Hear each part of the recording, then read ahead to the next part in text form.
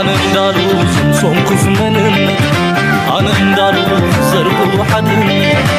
أنا يمل بسيكت مخون أنا يمل أنلكا خالو أنا يمل أنلكا خالو ورصيكا أنا يمل أنا قتالمون أنا يمل أنا مول حامط أنا يمل أرحخول منو دوز بلا أتعبون متكلو أنا والتا زي سكر حتوري بلهم ودي إري أنا يمل أنا قراي سناي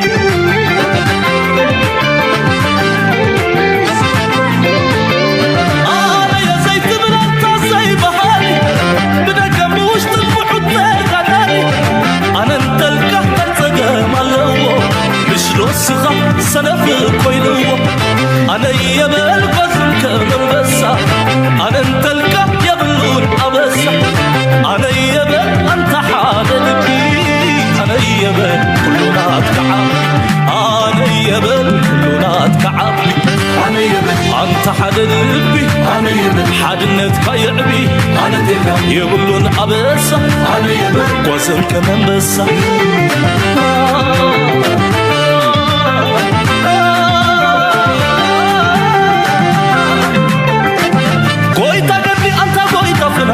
أنا تلك سيكون نتعنا زنق فتحي زغنعك خمغنا أنا يمن أنت الخصصنا ويتقدري أنت قويت فنا أنا تلك أيكون نتعنا زنق فتحي زغنعك خمغنا أنا يمن أنت الخصصنا أنت إريتراوي سبب مرهاوي يبلون أبسا قوزن كمن مسا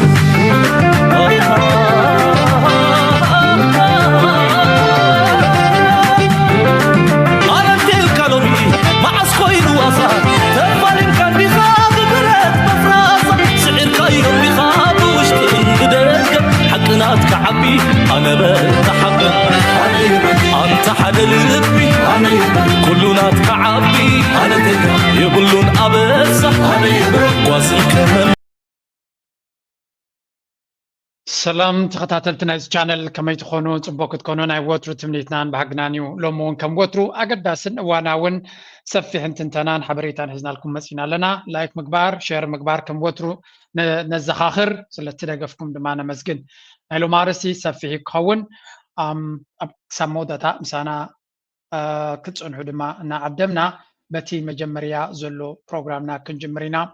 Let's start right here. Now stepping onto the world stage, leveraging its position on the Red Sea. As global powers compete and regional conflicts simmer, Eritrea is quietly emerging as a kingmaker. Forged by a 30-year war for independence, Eritrea's identity is built on self-reliance and wariness of outsiders. But its strategic coastline is now too valuable to ignore. Eritrea is opening up, on its own terms, inviting powerful suitors eager for access to it.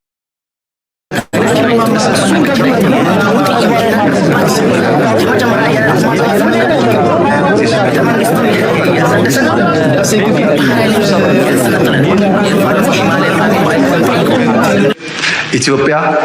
የማይናወጥ ብሔራዊ ጥቅም አላት። ዓለም ዛሬ ይስማ። كمزا تريوا زلهم تم كادرتات ناي ابي مقصر يبلو من زيوم تم ابت فيديو كتوم زخاليهم دحنو توير تراويان نزي بروباغندا ناتهم صبو غير كاب دوكمنت مغبار نحنا دما نتو زغبروا بروباغندا وي وين دوكمنت زغبر زلو ابز چانل يون دوكمنت خغبرو كم تاريخ قمت الله ندلينا سلازي اتزلو غسغاس اجندا ناي بحري كندمنتاي ميكروفونات كم زلو إنا نرزلنا ازي دحان لمينايون سلچينان حليفنا نابلكا جن زي قارص ولا محبرسب عالم صقتي يكبر ولا محبرسب عالم قلحتا يكبر اللي تقداي نساتهم زياده نت محبرسب عالم زغبرو زلو انجوي يغبرو خمزلو كابتي اشما بريزنتناتهم زوصه ني بيت مكرناتهم وي كانتي بارلاما ام مخفتنا قداما يخيبو ناي زعمت زبلو وسمعوا باباينا بقاي بار ماكل የምትገኝ ሀገር ነች። በጣም ፋንታዋና መጻኢ ዕድሏም ከሁለቱ ውሃዎች ጋር በእጅጉ የተቀራኘ ነው። ይሁን እንጂ ኢትዮጵያ ፍትህን ባልተከተለ መንገድ እና ህዝብን ባላማከልና ባላሳተፈ አግባብ ተገላ ቆይታለች። ኢትዮጵያ ወደ እነዚህ ውሃዎች እንድትመለስና ፍትሃዊ የልማት ተጠቃሚ እንድትሆን መንግስት በመስራት ላይ ይገኛል።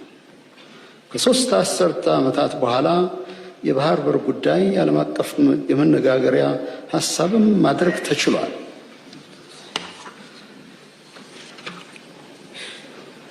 ኦኬ ከምዚ ንሪኦ ዘለና እንታይ እዩ ዝበሃል ዘሎ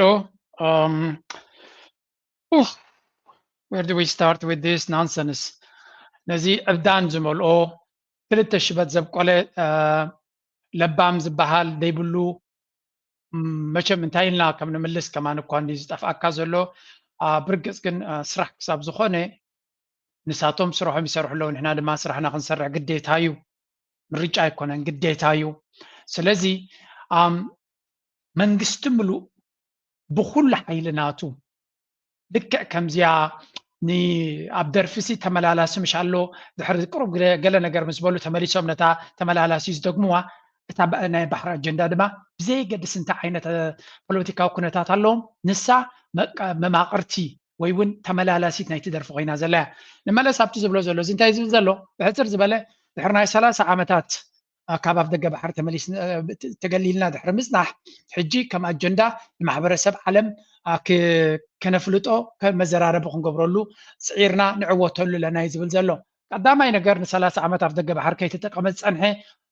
ተገሊሉ ዝፀንሐ ይመስልን ጅቡቲ እኮ ትህቦም ነይራ ካልኦት ሃገራት እውን ኣፍ ደጊኦም ከፊቶምሎም ነይሮም ጠላማ ስለ ዝኾኑ ግን ነቲ ዝተገበረሎም ኣይጥምቱን እዮም ካልኣይ ድማ ሉላውነት ናይ ኤርትራ ድዩ ኤርትራ ሉላዊት ሃገር ምዃና ድዩ ሕጂ ካብ ድቃሶም ተበራቢሮም ልዕሊ 30 ዓመት ሉላዊት ሃገር ኮይና በይና ንትቕፅል ዝነበረት ሃገር ምርጫን ድሌታታን ንክትገብር ምስቲ ኩሉ ተፃቦታት ትቕፅል ንዝነበረት ሃገር ሎሚ ካብ ድቃስካ ተበራቢርካ መፂኻ ናይ ሉላዊት ሃገር ኣፍ ደገ ባሕሪ ይግባኣኒ ክትብል ከለኻ ስለምንታይ ከ ናይ 30 ዓመት ጥራይ ዘገድሰካ ዋይ ቅድሚ 30 ዓመት ብኸመይ ናብኡ መፂኻ ስለምንታይ ክትገልፆ ዘይትመርፅ ስለምንታይ ከ ቅድሚ 30 ዓመት ክትወፅእ ክኢልካ ናትካ ከሎ ማሕበረሰብ ዓለምና ጠመተ ድዩ ነቲ ናትካ ከምትስእን ገይሩካ ወይስ ዘይናትካ ሒዝካ ስለ ዝነበርካ ብቆደሙ ናብኡ ክታቱ ከለካ ትጋገለካ ይብሉካ ነይሮም ብሓይሊ ጎቢጥካ ዝሓዝካዮ ዓዲ ነቲ ህዝቢ ድማ ዝግብኦ መሰር ርእሰ ውሳነ ስለምንታይ ኣብ ደገ ባሕሪ ናይ ሱዳን ዘይተሓቱ ስለምንታይ ናይ ጅቡቲ ዘይተሓቱ ስለምንታይ ናይ ኬንያ ዘይተሓቱ ተሰይም እቲ እንኮፍልሊ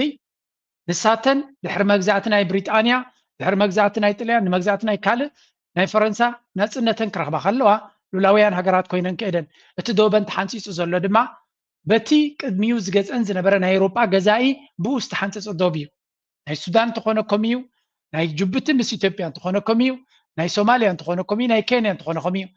ስለምንታይ ናብ ኤርትራ ክበፅሕ ከሎ ፍሉይ መረዳእታ ዘለዎኩም ተተባሂሉ ንኤርትራ መሰር ርእሰ ውሳነ ናታ ፀቒትኩም ባይ ደ ወይ ካብ ናይ ሱዳንን ካብ ናይ ጅቡትን ካብ ናይ ሶማልያ ካብ ናይ ኬንያ ዝበለፀ ናፅነት ዝግባእ በቲ ናይ መግዛእታዊ ዶባት ተኮይኑ ኤርትራ ስለምንታይ ኬንያ ብሪጣንያ ጥራይ ገዚኣቶም ስለዚ ድሕሪ ብሪጣንያ ሓንቲ ግዜ መግዛእቲ ዝገበረ ክትብል ትኽእል ኢኻ ኣብ ኤርትራ ግን ጥልያን ገዚእዎም ነይሩ ጥልያን ምስ ወፀ ብሪጣንያ ነቲ መግዛእቲ ግዛእታዊ ዶብ ጥልያን ሒዝዎ ዝነበረ ብቐጥታ እንግሊዝ እዩ ተረኪቡ ስለዚ ኤርትራ ካብ ሓደ ናብ ካልእ ክትሰጋገር ዝኻለት ብጉዳይ ናይ ባሕሪ ክመፅእ ከለና ድማ ኢቨን ወርስ ጉዳይ ናይ ባሕሪ ኣፍ ደገ ባሕሪ ናይ ኤርትራ ማለት እዩ ቅድሚ ጥልያን እውን እንትኾነ ቱርኩናማይት ዓመታት ሒዝዎ ነይሩ 300 ዓመት ሒዝዎ ነይሩ ይቋፀሮ ነይሩ የመሓድሮ ነይሩ ድሕሪኡ ግብፂ ትሕዞ ነይራ ስለዚ እዚ ኣብ ደገ ባሕሪ ዝብልዎ ዘሎ ግን እዚ ንዕቀት ኣብ ልዕሊ ማሕበረሰብ ዓለም እየ ዝብላነ ንዕቀት ጥራይ ዘይኮነኻ ማሕበረሰብ ዓለም ደይመደይሉ ነቲ ሓሶት ናቶም ልዕሊ እቲ ሓቅናትና ክቕበሎ ስለ ዝመርፅ ዘሎ ኢንተርቴይን ክገብሮም ነቲ ሓሶቶም እንጆይ እናገበረ ያፅበቕ ኣለኹም ብድሕሪ መጋረጃ ይብሎም ስለ ዘሎ እዩ እምበር ኣብ ጉዳይ ናይ ሶማልያ ኮሪና ኢና ናብ ሶማሊላንድ ሜሞራንደም ኦፍ አንደርስታንዲንግ ምስ ገበረ እኮ ኤውሮፓ ሕብረት 2-3 ግዜ ኮይ ብንጹር ነቲ ቻርተር ናይ ዩናይትድ ኔሽን ሕብረት ኣፍሪካን ከተኽብሩ ኣለኩም ሉላውነትን ግዛእታዊ ዶብን ናይ ሃገራት ክድፈር ዘይብሉ መትከሊ ብምባል ገሊፆም ኣሜሪካ ማይክል ሃመር እንተኾነ እውን ኣብ ዝተፈላለየ ኣጋጣሚ ገሊፁ ናይ ሃገራት ዓረብ ሊግ ከምኡ ኢሉ ኣብ ጉዳይ ናይ ኤርትራ ክኸውን ከሎ ግን ከምኡ ዝኣመሰለ ቻይና ሰለስተ ጊዜ ንናይ ሶማልያ ልኡላውነትን ግዛታዊ ሓድነትን ከም ዝድግፍ ገሊፃ ስለዚ እዚ ንኣቢ ንድሕሪት መሊስዎ ኣብ ጉዳይ ናይ ኤርትራ ግን ካብቲ ቅድሚኡ ዝነበረ ሽጣራ ወሲኸሉ ብምባል ብሰላማዊ መንገዲ እናበለ እዩ ዝሰርሖ ዘሎ ብሰላማዊ መንገዲ እናበለ ንዓለም ይጥብር ብድሕሪ መጋረጃ ግን ብኩናትን ብሓይልን ክገብሮ ከም ዝደሊ ድማ ይገልፅ ኣሎ እምበር ንልኡላዊት ሃገር በዚ ዝኸዶ ዘሎ መንገዲ ክኸውን ኣይክእልን እዩ ይፈልጥ ይፅቡቅ ገይሩ እንተኾነ ነታ ኣጀንዳ ኩሉ ግዜ ኣብታ ጫፍ ሒዝዋ ነታ በትራ ጫፍ ሒዝዋ ዘሎ ዓለም ምሉእ ከይኩንኖ እንታይ ስለዝጠሓሰ ስለተዛረበ ክዛረብ ከለካ ብዲፕሎማስያዊ ብሰላማዊ ዝብል ቃል ገይሩ ይሽፍና ዘሎ ነታ ሕማቅ ኣጀንዳ እዚኣ ድማ ንኤርትራ ኣይትደቅሱ ኣለኹልኩም ኣብ ካብ ድሕሪኹም ኣይክተርፍኒ ኩሉ ግዜ ክጎዳእኩምን ከሳቅየኩምን ክነብር እየ ትብል ኣጀንዳ ኢና ንሰምዕ ዘለና ምናልባት ነቶም ዘይበርሃልና በዚያ ክትበርሃልና በግድ የኢትዮጵያ አካል እንድትሆን አንፈልግም። መብቷ ነው ሀገር መሆን ያ ፍላጎት የለም። ጅቡቲ ሉዓላዊ ሀገር ናት፣ መከበር አለበት። ሶማሌ ሉዓላዊ ሀገር ናት፣ መከበር አለበት። ጥያቄ የለም። ኢትዮጵያ ሉዓላዊ ሀገር ናት። የባህር አክሰስ ካላገኘች ግን ሀገር መሆን አትችልም። ከምዚ ንሪኦ ዘለና እዚ ናይ በይኑ ዴፊኒሽን ናይ ልኡላውነት እዩ ዘለዎ ልኡላውነት እንታይ ማለት ምዃኑ ብትክክል ዝርዳ ይመስለንን ኢትዮጵያ ዘይተገዘት ልኡላዊት ሃገር እያ ኢልካ ሰለብሬት ትገብራ እንተለካ ዘይተገዘት ናይ ባዕዲ ገዛኢ ዘይብላ ንነዊሕ እዋን ናፃ ኮይና ዝቐፀለት ሃገር እያ እንድሕር ትብል ኮይንካ ስነ መጎት ናትካ ኤርትራ ግን ብግምጣላ ንነዊሕ ዓመታት ዝተገዘት እያ ሃገራት ዝብል ኣምር ናይ ሃገራት ድማ ክንደጋግሞ ኢና ንዖም ክንደይናይ ክርድዎ ስለዘይደልዩ ንህዝብና ክርዳእና ኣለዎ ንመንሰይና ዝያዳ ነትንሽተይ ወለዶ ስለዝኾነት ዕላማ ሃገር ዝብል ኣምር ግን ካብቲ ብፍላይ ኣብ ኣፍሪካ ኣብ ኮንቴክስት ናይ ኣፍሪካ ሃገር ዝብል ኣምር ብሕርቲ ናይ መግዛእቲ ናይ ኤውሮጳ ዝመፀ እዩ ስለዚ ኤርትራ ከም ሃገር ክትቆፅራት ናይ ኣማኢት ዓመታት ዋላ እኳ ናይ ኢትዮጵያ ስርዓት ኣብ ኤርትራ ኣመሓዲሩ ይፈልጥን እዩ እዚ ቡ ጌርና ክንድምድመ ንኽእልና ኣመሓዲሮም ኣይፈልጡን እዮም ሸፋቱ ኮይኖም ይመፁ ነይሮም ዶ እወ ንህዝቢ ኤርትራ ገልታታ የብልዎ ነይሮም ዶ እወ ግፍዕን ስቃይን የውርድሉ ነይሮም ዶ ኣብሶሉትሊ ነዚ ገይሮም እዮም ኣብ ኤርትራ ኮፍ ዝበለ ግዝኣት ግን ሃልይዎም ኣይፈልጥን ስለዚ እዚ ቡ ጌርና ኣለና ኣለና እቲ ኣምር ናይ ሃገር ዝብል ኮንሰፕት ካብ ዝመፅእ በዓል ጣልያን ጀርመን ማእዝያን ሃገር ኮይነን 150 ዓመት ኮይን ተገበራ ስለዚ እቲ ኣምር ናይ ሃገር ዝብል ካብ ዝመፅእ ኣብ ኣፍሪካ ብፍላይ ምስ መግዛእቲ ናይ ኤውሮጳ ስለዝኾነ ኤርትራ ድማ 100% maybe 150% ከም ሃገር ንኽትከውን መሰረት ዘለዋ እያ ስለዚ ኣብዚ ጉዳይ እዚ ብዙሕ ዴፊኒሽንን ዲቤትን ክንገብር ኣይንመርፅን ኢና ሕጂ እንታይ ከረየኩም እየ ምናልባት እዚ ፕሮፓጋንዳ ናቶም ንኤርትራውያን ንምሕማም ጥራይ ዝመስለና ገለገለ ሰባት ክንህሉ ንኽእል ኢና ኤርትራውን ተሪር መልሲ ሂባ ኣላ ኣብዚ ቅድሚት ናብቲ መልሲ ምሕላፍና ግን ኣብዚ እንታይ ኣውፅኦም ኣሎ መስለኩም ክልተ ነገራት ርኢና ኣለና ኤርትራ no where is there is ክስን ኣብ ዩኤን ኣቕሪቦም ከም ዘለው yes እንታይ ኢሎም ኣለው redefining restraint Ethiopia issued a second letter on Eritrea to the United Nations Ethiopia ሕጂ እውን ደጊማ ደብዳቤ ናይ ዩናይትድ ኔሽንስ ኣብ ሕቡራት መንግስታት ብጉዳይ ኤርትራ ሰዲዳ ከም ዘላ እዩ ዝንገር ዘሎ ስለዚ ኣብዚ እውን ፅሒፎም ኣለው እቲ ፅማቕ ናይቲ ዝፀሓፍዎ ኢሜይል ወይ እውን መልእኽቲ ክንሪኦ ከለና ዲፕሎማቲክ ኤስካሌሽን ዝኸንታይ እዩ ኢትዮጵያ ካልኣይ ደብዳቤ ካልኣይ ወግዓዊ ወይ እውን መንግስታዊ ደብዳቤ ናብ ዩኤን ጀነራል ሰክረታሪ አንቶኒዮ ጉተረስ ኦን ኦክቶበር 2/10/2015 ካልኣይ ግዜ ደብዳቤ ናብ ጀነራል ሰክረታሪ ናይ ሕቡራት መንግስታት አንቶኒዮ ጉተረስ ሰዲድና ኣለና ይብለው ኣብቲ ደብዳቤ accuses Eritrea of funding and coordinating destabilization activities inside Ethiopia including support for TPLF እንታይ ይብላ ኣሎ ኣብቲ ደብዳቤ እንታይ ኢሎም ከሲሶም ኣለው ኤርትራ ፋንድ ገንዘብ ምወላ ናይተም ኢትዮጵያ ዝብስብሱ ዘለው ሓይልታት ወይ እውን ርቃት ናይ ኢትዮጵያ ዝርብሹ ዘለው ሓይልታት ብምወላ ትገብራላ ከምኡ ድማ ኮኦርዲኔት ተዋሃዶም ዘላ ንሳያ ዝብል ክሲ እዩ እዚ ድማ ቲፒኤልኤፍ ንህወሓት ማለት እዩ ከምኡ ድማ ኣብ ኣምሓራ ፋኖ ንኣምሓራ ምልሻ እዮም ዝብሉ እታ ፋኖ ትብል ፈርህዋ እዮም ስለዚ ነዞም ክልቲኦም ኤርትራ ፋንድ ትገብሮም ከም ዘላ ከምኡ ድማ ኮኦርዲኔት ትገብሮም ከም ዘላ እዮም ዝኸሱ ዘለው እዚ ክሲ እዚ ጭብጡ ዘለዎ ድዩ ወይስ ትራስት ሚ ብሮ እመኑኒ ኢልካ ዝግበር ዘሎ እዩ እሱ ምስ ግዜ ክንሪኦ ኢና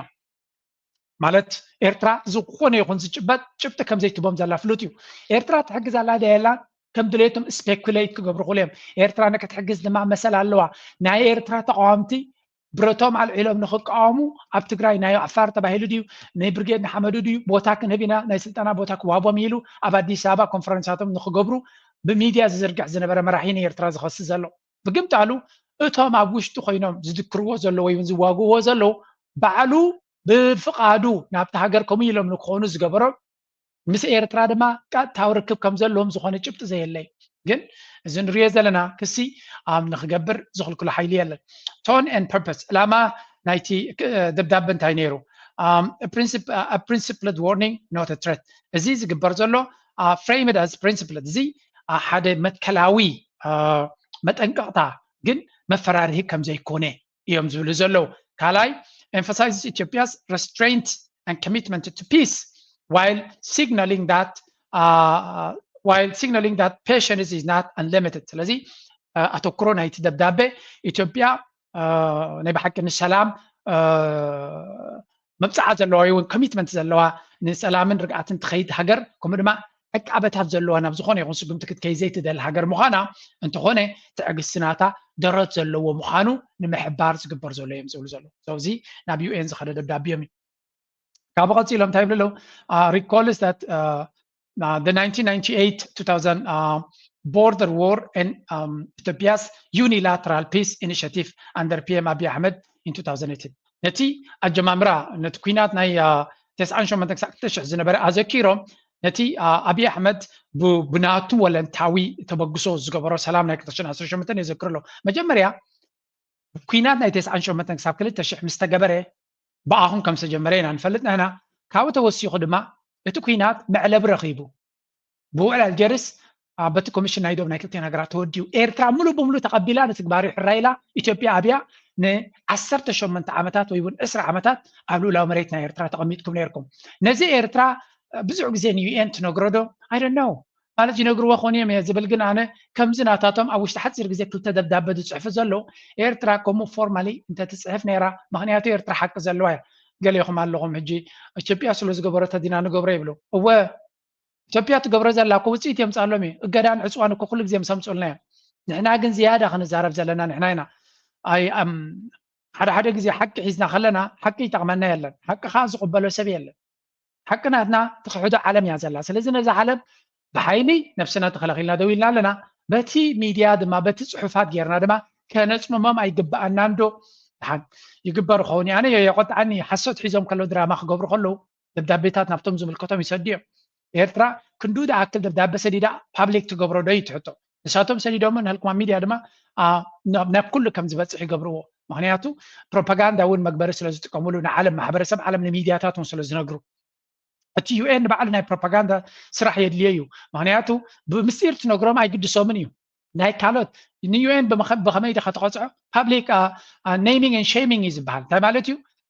ብፓብሊክሊ ብምፅራፍ ኢኻ ፀቕጢ ትፈጥረሉ ናብ ዩኤን እንታይ ማለት ህዝቢ ስለምንታይ ዓለም ምሉእ ኤርትራ ትፅሕፎ ዘላ ደይ ትሰምዑ እናበልካ ሼሚንግ ወይ ከዓ ክሓፍሩ ከም ዝግብኡ እናፀሓፍካ ኢኻ ተስማዕ ብድሓንሱ ንግደፎ ብዘይገድስ ሳቶም ፅርሖም ይገብሩ ኣለው ንሕና ድማ ብሓቂ ጌርና ምምካት ጥራይ highlights Eritrea's exclusion from the 20 agreement as intentional and symbolic ካልኣይ ድማ ንኤርትራ ኣብቲ ውዕል ፕሪቶርያ ምእላያ ብዕላማ ዝተገበረ ምዃኑ እዚ ከዓ ኤርትራ ናይ ሰላም ሓይሊ ስለዘይኮነ ንምባል ዝጥቀሙሉ እዩ whatever ከም ድሌትኩም ክትዛረቡ ትኽእሉ ኢኹም ንቐፅል ካልእ እንታይ ይብሉ ኣለው geopolitical sea access clarification ተወሳኺ historical context ኢልና ድሕሪኡ strategic messaging strategically ዕላማ ናይቲ መልእኽቲ ኸ position Ethiopia as a responsible actor defending sovereignty and indigenous oh my god እንታይ ምኽንብል ኢና ወደይ ሓሶት ዶ ወደይ ከይሓፈርካ ይሕሰዩ of course ዶናልድ ትራምፕ ንጎም ሸጥን ሓሶት ይፅሕፍ ዘሎ ኣብ ሚድያ ምሕሳብ ንቡር ኮይኑ ኣብ ዘበን እዚ ስለዚ እንታይ ይብሉ ኣለው ኢትዮጵያ ተሓላፍነታዊት ሃገር ንልኡላውነትን ዞባዊ ርግኣትን እትሰርሕ ዘላ ሃገር እያ my goodness ንቐፅል ካልኣይ contrasts Eritrea's alleged provocations with Ethiopia's diplomatic posture ስለዚ ካልኣይ ድማ ናይ ኤርትራ ቀፃሊ ቅስቀሳ ኣበይ ቀስቂሳ ኤርትራ ኣፋን ጀማላን ሒዛ ትኸይድ ዘላ ሃገር እያ ኢትዮጵያ ድማ ኩሉ ግዜ ድራማ ንስኹም ዝፈጠርኩሞ እዩ ንኤርትራ ቀስቃሲት ከም ምዃና እምበር ቀስቃሲት ኮይና ኣይትፈልጥን እያ سلام تزلوكا وشتخا سلام هلوكا وشتخا سلام زي بلكا أبدأ سلام كتباي تخليها سي access clarification بزعبا قدايناي أبدأ بحردما refutes claims that Ethiopia's maritime ambition are territorial my goodness انتهي بلو لوبزخا نتي إثيوبيا أبدأ بحري تدليو زلا ناي مسحفة حلمي زبحل بعبي نسكو بخمي من قد داخل تركب ኤርትራ أبدأ بحري بفقادي بدليتين تزيجيركم هي بني عند حرلات كاكو تودي زلي بايلاتراليو تي أبدأ بحرنا إيرترايو period full stop أبدأ بحرنا ناتنايو مزدلنا يعني شرحلون تريد لنا شرحلون إيرترا دماغ ما كنت هلوا هير زخونة بنا حلم حاجة تقاقمات حتى كذا لا جنزب كان ورق حنجح أبير كاسة تقوم اللي هتبلا كذا لا تدري اللي هاي البحر خان وتهدرات كانت تقول أبدأ بحري أين بكا لومين بكا أب مليون عمتات دمين بكا نيلتك سلزي إذا انتهي بلا لقد كي حفركا تقمت لك نحنا نايم شعفة حلمية بلنا ترى حلم لك ترى الجندها أوكي frame sea access as a cooperative economic goal not a pretext for aggression economic and cooperative نحرقينه جبتكو كفيل كاتتك أمال لها سومالي لاند بسومالي هذا ما لو نتنان إذا تحد نتنان أخبيرك بسومالي لاند تتكم بخالو ودبات تتكم إلاتك إيرترا ويل كاملاتك جب كينيا أو ودب لامو إنفست نخد قبر أفكيدات الكات سرح لها سلازي ناب إيرترا كابوز في اللمن قد انتلك أغرب انتهى خاتدلي أب إيرترا كون كله صوت مقبل give and takes بحاليل عين دليلنا هنا قداي نقر تبنى نقريه بالكانسا نسخة قداي قداي مريتا وشتاو كتفتح زي كالكاي أيكونني إيرترا خطوبات إيرترا دما كتف قادني أيكونت نافذ بحرنا دما مزدلنا حنصر حل نغلينا لذي زي دايما الكاز قبر زولي في كورس بقداينا يافذ بحر زي ملكات تقلنيا زخونه مغلتي منستر جات وصا إيرترا نيو إن كوفابيل نجير ولوس لذي أبو تقام يبلان أبتك على أجندات ترايمبر so أموداتا انت يبلو لوسك geopolitical under geopolitics ملكاتك suggests Eritrea's actions are influenced by external actors notably Egypt مقابريا زخونه هاجر كاساكا خلو يحزناكا ناي إيرترا أكايدا ويونز قبر زولو بتسقط ناي كالوت هاجرات كم بعد جبت استدف أي يبلو لولا ونتنا هاجرنا نخد فرز فتن زولوسي إيرترا تبلو زلا قبر مسس بجبت استدف أي كملاكا خلوسي ملسي خاتشنولو قلنا كنسوم علنا implies a covert axis of disruption aimed at containing Ethiopia's rise without naming Egypt directly كمرما ني إثيوبيا تنسعينا إثيوبيا نمغرق أرز قبر زولو درامايو لولاونتنا هاجر كده فرز ده زولو ناي لولاويت قد مسلاس عمد أفدق بحر نيرونا دبل زولو نحن تلولاويت هاجر نعوك خعز فتن زولو مسجب ستحازي كبلاكا خلوسي سكي حكات رايحة تمتبلقن دبهاليلن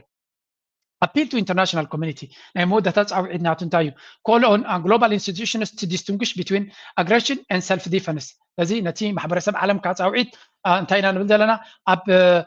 امونغو ورارن نفس مكل حالن زلو فلي كردومالو reaffirms Ethiopia's moral clarity and strategic resolve anyway بلا بلا إلا أنا حلفنا زي والحنتي كتزارب ولا تخلي لنا زي تصحفنا توميو نبي إنسى دي دوم مزلوا يوم نعنات لا لا خوي نقسم معنا خلينا تمحبر سب عالم جن ترجم له بار كم زي لنا هلوي إيرترا تايم السيبا مجمريا إيرترا تبلو زلا ملسي بزعبان تايم خانشمون ራዊ አምባገነን የኤርትራ መንግስት ከባድ ቀውስ ውስጥ ይገኛል ሲል ዘ ኢኮኖሚስት አስነበበ። መቀመጫውን እንግሊዝ ያደረገው የዜናና ወቅታዊ ጉዳዮችን የሚተነትነው ዓለም አቀፉ መገናኛ ብዙሃን ዘ ኢኮኖሚስት ባስነበበው ጽሑፍ ብዙውን ጊዜ የአፍሪካ ሚስጥራዊ አምባገነን ተብሎ የሚጠራው የኤርትራ መንግስት በአሁኑ ጊዜ በከባድ ውጥረት ውስጥ ይገኛል ሲልም አስፍሯል። ኤርትራ ሉዓላዊነቷ ይበልጥ ስጋት ላይ ወድቋል የሚለው ጽሑፉ ሀገሪቷ አሁን ከኢትዮጵያ ጋር ባችበት ውጥረትም ስጋት ሆኖባታል ሲልም አስነብቧል። ኤርትራ ውስጥ ይገኛል ከም ዝንሪኦ ዘለና ሚዲያታትና ኢትዮጵያ ብኩል መልክዕ ኣብ ጉዳይ ናይዚ ሓደ ደ ኢኮኖሚስት ዝበሃል መጽሔት ዝገበሮ ዝብልዎ ዘለው ኣብኡ ዘተኮረ ገጅፍ ዝኾነ ፕሮፓጋንዳ ክንብሎ ንኽእል ኢና። ኤርትራ ዓቕሚ ከም ዘይብላ በንጻሩ ኢትዮጵያ ብዙሕ ኣፅዋራት ድሮናት ዶገለዶ ሒዙ ኣሎ። ስለዚ ንኤርትራ ናብ ቃዛ غير يخلي زبل هذا ملخت وصيله نوعه تم ميديا إثيوبيا ولا تي ناشنال تي في نوعه بروباغندا كنفع جميل له تي ارتيكل بتدغاغامي نيرترا تارجت مغبار زتقملو تاكتيك سلازخونه زغر ما يكونن منالبات ايرترا نزي كونوتات زي ملسي باطلا صبو ኤርትራ ትመልስ ምህላዋ ደስ ዝብለኒ ነገር እዩ ስለዚ ኢኮኖሚስት ዝበሃል ደ ኢኮኖሚስት ዝበሃል መጽሔት ካብ ዕለት 4 ወርሒ 10 ማለት እዩ ዘውፅኦ ሕታምናቱ ከም ወትሩ continues to excel in notoriety to churn out another ታይብል ኣሎ ኣብዚ ከምቲ ልሙድ ሞያ ናቶም ወይ እውን ዝኸርዑሉ ስራሕ ናቶም ናይ ኩናት መበጋገሲ ሃገራት ኣፍሪካ ንክባላዓ ዝደሊ ነቲ ወጥሩ ዘሎ ነዳዲ ብምእታው ከመይ ገይሮም ይዋግኡ ነቲ ናይ ኢምፔሪያሊስትስ ናይቶም ጨቆንቲ ናይቶም ምዕራባዊ ዓለም ኣጀንዳ ዝሰርሕ ስለ ዝኾነ ንኩናት ክኾን ከሎ ከበሮ ሓምሓም ዝሃርም ዘሎ ኢና ንርኢ ዘለና እዚ ድማ ኢኮኖሚስት ዝበሃል መሰረቱ ናይ ዓዲ እንግሊዝ እዩ ግን ምስ ናይ CIA ምስ ናይ ካልኦት ብድሕሪ መጋረጃ ዘለዎ ናይ ስለያዊ መርበባት ናቶም ኣጀንዳ ዝሰርሕ እዩ ስለዚ as is in previous case ከም ቅድሚ ሕጂ it's chronic problem is in two folds ናቱ ፀገም ወይ እውን ተቐንዲ ፀገም ከም ቅድሚ ሕጂ ኩሉ ግዜ ተደጋጋሚ ሕማም ናቶም ብክልተ መንገዲ ክንሪኦ ንኽእል ሓደ ንቀርኒ ኣፍሪካ መብዛሕቲ ግዜ ቂምታን ክብኣትን ወይ እውን ኩናትን ዕግርግር ናይ ቀርኒ ኣፍሪካ ዘገድሶም ጋዜጠኛታት ወይ ከዓ ሪፖርተርስ ንዓታቶም ከም ምንጭን ከም ቀንዲ ኣገዳሲ ባእታታት እናተጠቀመ ዝኸይድ ካልኣይ ድማ ኩሉ ግዜ fluid and outdated ideological perspective of the magazine itself ከምኡ ድማ ኩሉ ግዜ ግዜኡ ዝሓለፎ ዝንቡዕ ዝኾነ ኣተሓሳስባ አይዲዮሎጂካዊ ኣተሓሳስባ ናይቲ መጋዚን ንባዕሉ ስለዚ ኣጀንዳ ኣለዎ እሱ ንባዕሉ ከም ኣካል ናቱ ድማ the usual ኣብ ልዕሊ ኤርትራ ዘለዎም ናይ ብሪጣንያዊ ኣተሓሳስባ ስለ ዝኾነ ንዑ ከም ኣጀንዳ ቅድሚ ሕጂ ዝፈተንዎ ብፍላይ እዚ በቪን ሰፎርዛ ፕላን ዝበሃል ንኤርትራ ኣብ ኣርባዕታት ዝጥቀመሉ ዝነበረ ናይ ግዝኣት ብሪጣንያ ኣብ ኤርትራ ዝተጠቀመሉ ኣተሓሳስባ ኣብቲ ፐብሊኬሽን ወይ ኣብቲ መጋዚን እውን ስቲል ከም ዘሎ ንርኢ ኣለና ብምባል ኤርትራ ተኸስስ ዘላ as the report tries to delve into the parts of Eritrea's modern history let us recall the unpardonable transgressions that Britain እንታይ ብሎ ኣብዚ ብሕፅር ዝበለ ብዛዕባ ታሪክ ናይ ኤርትራ ኣብቲ ጽሑፍ እንታይ እዮም ዝብሉ ጥልያን ዝገደፎ ህንፃታት ጥራይ ኮይኑ ተሪፉ እቲ ሃገር ሓድሽ ዝኾነ ይኹን የብሉን ዝብል ሲነማታቱ ይኹን ትሕቲ ቅርፅናቱ መግዛእቲ ጥልያን ዝገደፎ ይናበሉ መግዛእቲ ጥልያን ዝገደፎ ክትብሉ ከለኹም ቁሩብ ኣይተሓፍሩ እንዲኹም ነቲ ብሪጣንያ ዝሰርቆ ከዘይቲ ዝሰርቆ ዝነበረን ንኤርትራ ንምድኻም ንኤርትራ ንምፍራስ ዝተኸተሎሲ ካብ ታሪክ ስለምንታይ ሰሌክቲቭሊ መሪፅኩም ነቲ ናይ ጥልያን ጥራይ ኣምፂኹም ነቲ ሰይጣናዊ ስራሕ ናትኩም ዘይጠቐስኩም ብምባል እዩ ዝሓርሞም ዘሎ ተየማነ ብሓፈሻ ኣብዚኣ ነታ ዘረባናቱ እንተሪናያ ብክልተ መንገዲ ክትሪኦ ትኽእል ኢኻ the post's reference of Bevin Saforza plan ዝበሃል and British colonial action in Eritrea ካብ 1941 ክሳብ 52 ዝነበረ ፕላን ማለት እዩ suggesting the economist omits this unpardonable ይቕረታ ዘይበሃሎ ዝተገበረ ፀገም ማለት እዩ ስለዚ ነዚያ ሕጂ ፅቡቅ ገይሩ ክገልፃ ነይርዎ ኣብቲያ ክገልፅ ከሎ ሓደ ግዜ ኒ ኣቶ የማነ ማለት ንሓደ ሚኒስተር ምክሪ ኣይትቦን ኢኻ ግን ኣነ ሚድያ ብዙሕ ግዜ ዘንብብ ስርሐይ እሱ ስለ ዝኾነ ናይ ኣሜሪካ ዋይት ሃውስ ዝፅሕፎ ፅሑፍ ከምብቦ ከለኹ ዲክሽነሪ ኣይጥቀምን እየ ወይ ሪሰርች ኣይገብርን እየ ናይ ብሪጣንያ ናይ ዝኾነ ይኹን ሃገር ዘውፅዎ ሚድያታት ናቶም ፅሑፍ ክሪኦ ከለኹ ዲክሽነሪ ኣይጥቀምን እየ ይርዳእኒ ምክንያቱ ኮመን ላንጉጅ እዮም ዝጥቀሙ ኣብ ናይ ኤርትራ ክኾን ከሎ ግን ሓደ ታሪካዊ መረዳእታ ክህልወካ ኣለዎ ካልኣይ እቲ ቃላት ዝጥቀመሉ ናይ ብዙሕ ቃላት እቲ ኮንቴክስት እንታይ ምዃኑ ክትፈልጥ ዲክሽነሪ ክትጥቀም ኣለካ ዳርጋ ናይ ኣቶ የማነ ደረጃ እንግሊሽ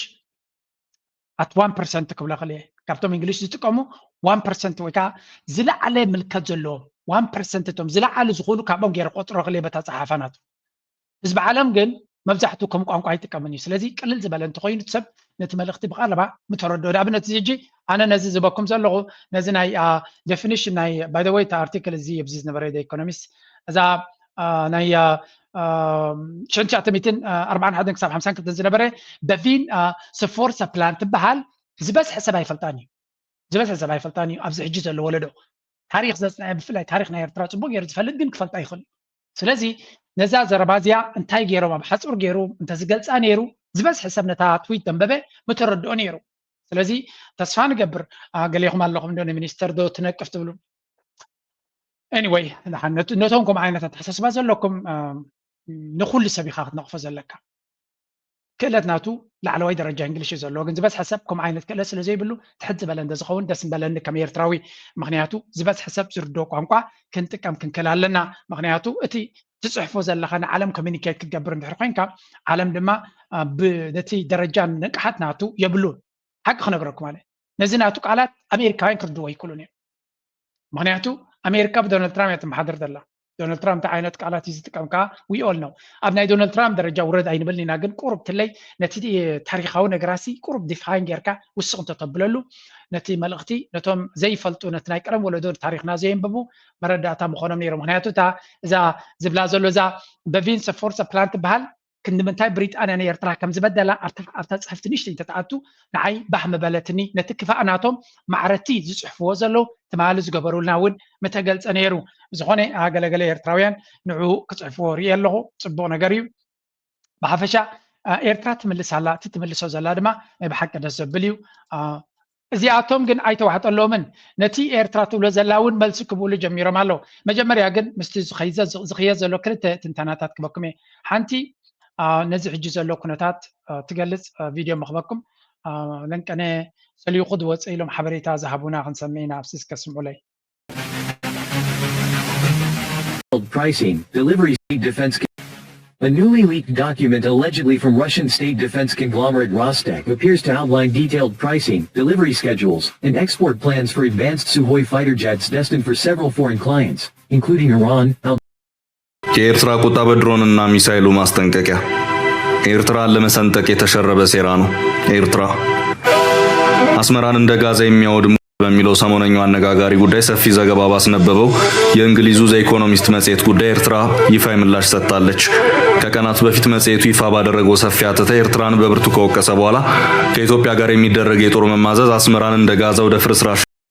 አገዛዝ የጦር ጀቶች ሸመታ ላይ ነው በሚል ያፈተለከው መረጃ መነጋገሪያ ሆኗል። የአገዛዙ ጀነራሎች ወደ ምስራቅ አውሮፓ በተጓዙ ጠቅላይ ሚኒስትሩም ወደ ሩሲያ ባቀኑ ተመሳሳይ ሰሞን የወጣ መረጃም ሆኗል። ከቀናት በፊት የአየር ኃይሉ አዛዥ ሌተናንት ጀነራል ይልማ መርዳሳም ዋነኛ ዓላማው ጦር መሳሪያ ሸመታ ያደረገ ጉዞን ወደ ቤላሩስ ማከናወናቸው ምን ነው ኢትዮጵያ ጠቃሚ ሀገር ናት ብለው የወዳደቀ ጦር መሳሪያ ማራገፊያቸው ያደረጓትን ሀገር ማወደሳቸው አይዘነጋም። ብሓፈሻ ለንቀነ አብይ አሕመድ ኣፅዋር ገዝየ ሓደሽቲ ሰኾያት ተገዝየን ዝብል ፕሮፓጋንዳ ፈኒሎ እዚኻ ማለት ኣብ ብዙሕ ትሰምዕዎ ዘለኹም ኢኹም ገለ ሰኾይ ሱ 35 ዝበሃላ ገዚኡ ካብ ራሽያ ገዚኡ ኣብ መስርሕ ከም ዘለዋ ሓደ ሰሊኹ ዝወፅእ ሓበሬታ ዝብል ፕሮፓጋንዳ ወፂኡ ኣሎ ገለገለ ምንጭታት ከም ዝበልዎ ሓሶት ምዃኑ ንሱ ደይ መደይ ተባሂሉ ፕሮፓጋንዳ ዝተገበረ እምበር ናይተን ዘለዎ ሕደት ነፈርቲ ስፔር ፓርቲ እዩ ኣዝዩ ዘሎ ዝገዝኦ ነገር ከም ዘይብሉ እዮም ዝብሉ ዘለዉ ብሓፈሻ ድማ ኤስኤስዩ 35 ንኢራን ካብ እስራኤል ንነፍሳ ንኽትከላኸል ዝገዝአቶ ሃብን እናበለት ከላ ክትብ ኣይከኣለትን ንህንዲ ክትብ ኣይከኣለትን ራሻ ስለዚ ንአብይ አሕመድ ብፍሉይ ቀዳምነት ሂቦም ነተን ሱ 35 ኦርደር ገይሩ እንተሎ ሰሪሐን ሂበንኦ ዝብሉካ ዘለው ኣነ ከኣምነ ይክእልኒ ኣቢ ካብ ስርዓት ናይ ኣቢ ሓሶት ተደይ ኮይኑ ካልእ ክንረክብ ኣይንኽእል ኢና ስለዚ እቲ ዝበሃል ዘሎ መጀመርያ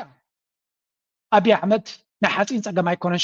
ሽግሩ ናይ ሞራል ሽግር እዩ ናይ ሰራዊት ሽግር እዩ ብዝኾነ ነዚ ከምዚ ዓይነት ዘረባ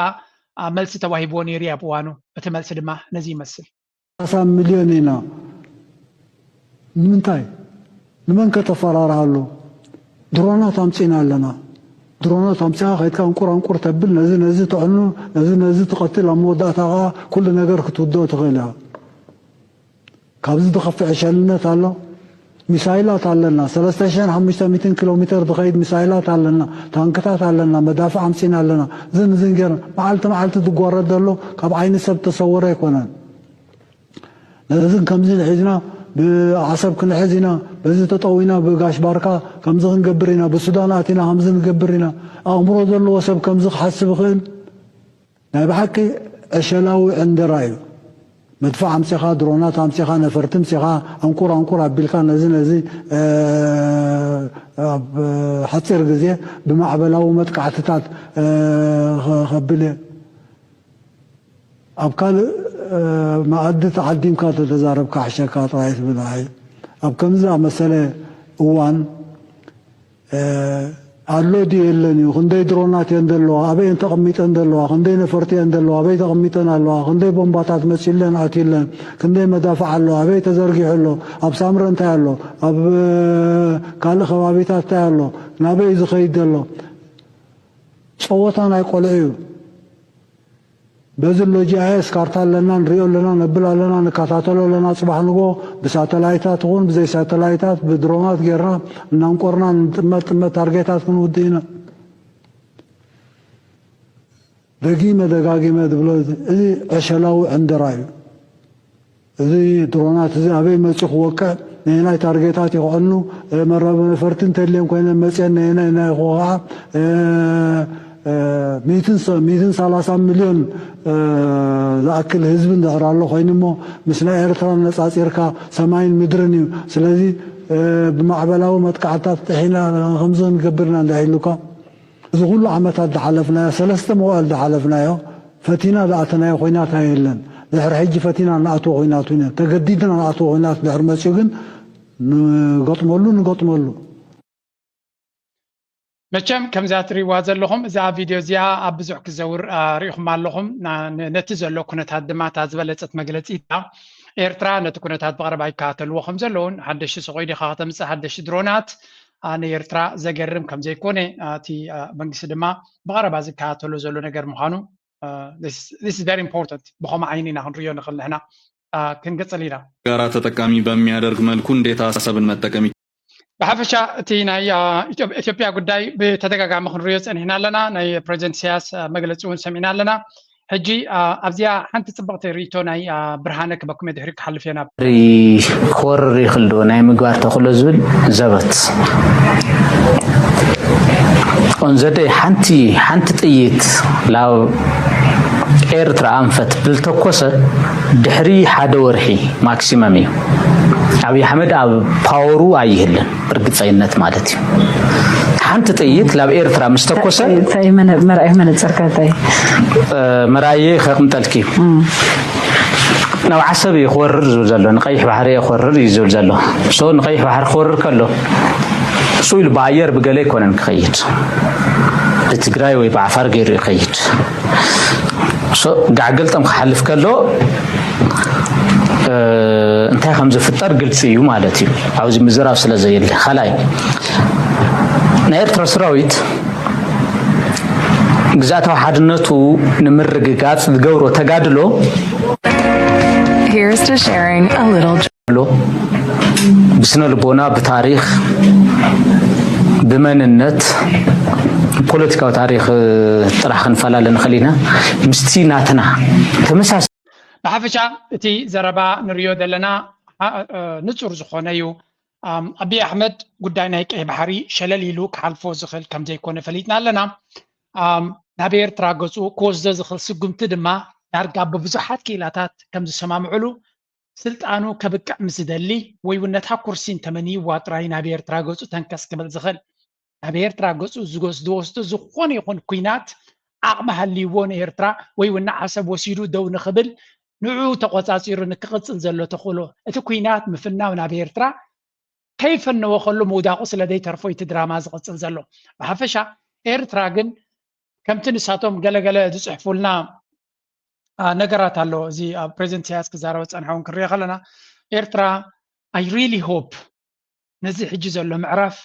መንሳብና ሓዋሩን መኸተምታ ክገብርሉ በኢትዮጵያ ዝመፅእ ብተደጋጋሚ እንሰምዖ ዘለና ዘረባ እንተኮይኑ ንዘለኣለም ከም ዘይትዕርፉ ክንገብረኩም ኢና ሓንቲ ዘረባ ንዓይ ኣዝያ ትሕመመኒ ቀጭ ተብለኒ ዘረባ ድማ እዛ ዘረባ እዚያ ያስምዕዋ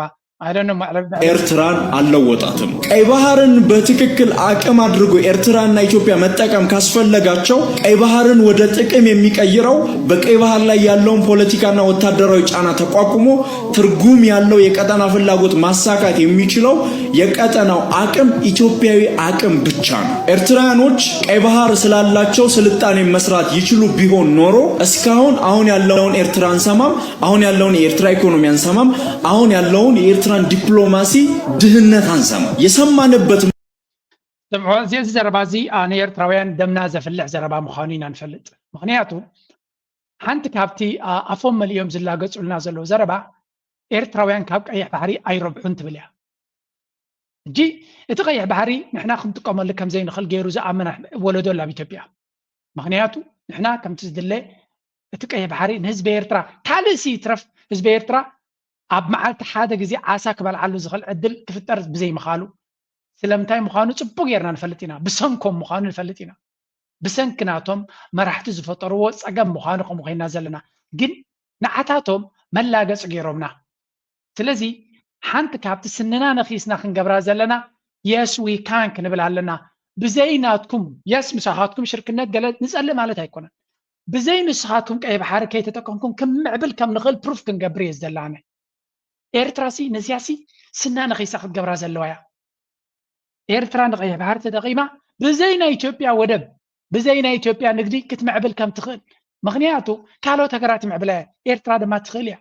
ስለምንታይ ሙሉእ ሓይልና ኣብ ሕርሻ ጥራይ ንግሆም ምሸትን ኮይኑ ዘሎ ሃብቲ ዓሳ ኸ ስለዚ ካብ ሕጂ ንድሓር ንዓሳ ነተይ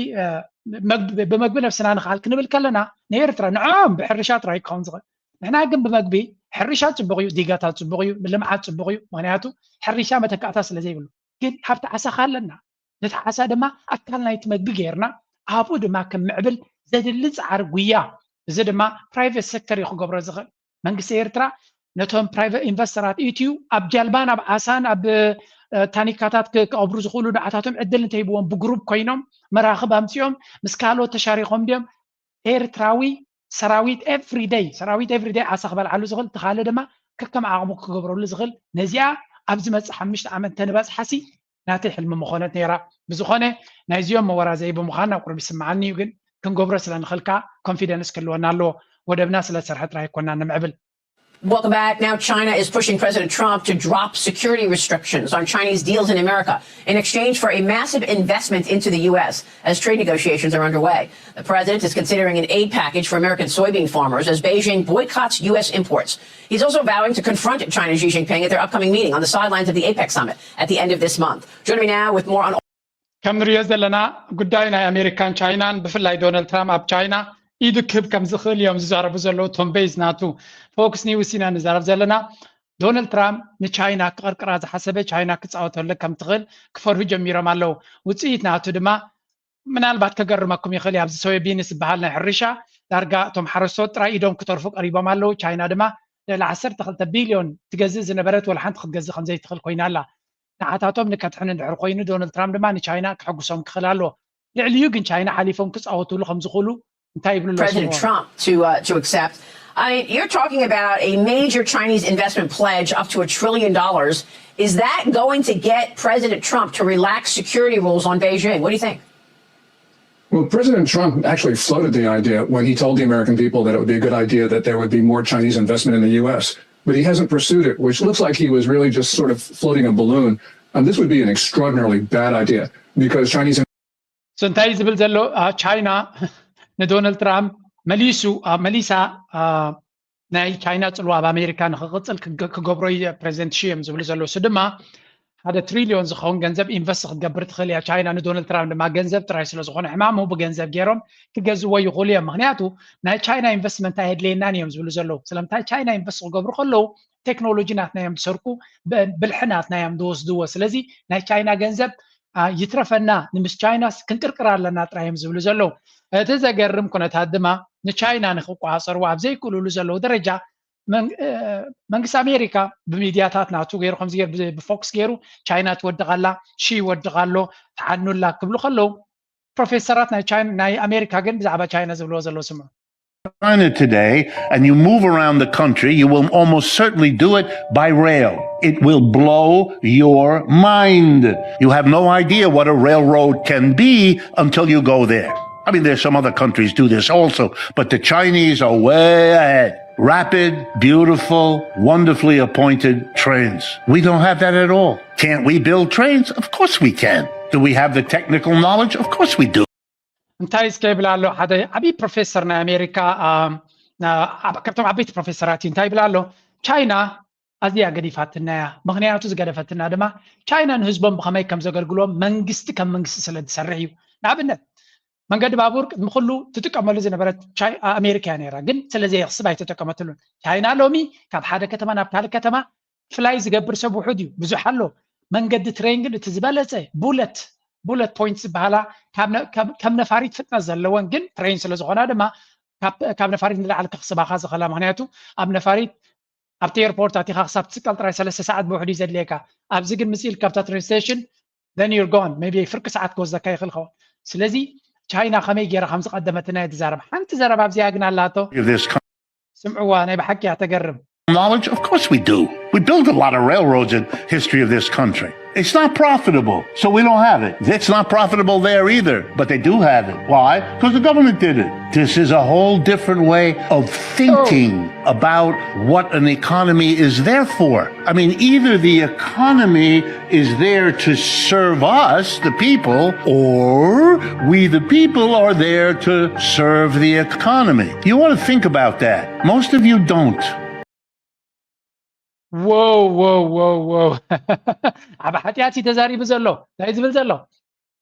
መንገዲ ባቡር ኣሜሪካ ዘይሰርሐቶ ምክንያት ፍሉጥ እዩ ብዙሕ ምክንያታት ሓደ ካብኦም ኣኽሳብ ስለ ዘይኮነ ካልኣይ ግን እተን ናይ መኪና ካምፓኒታት ካር ኢንዱስትሪ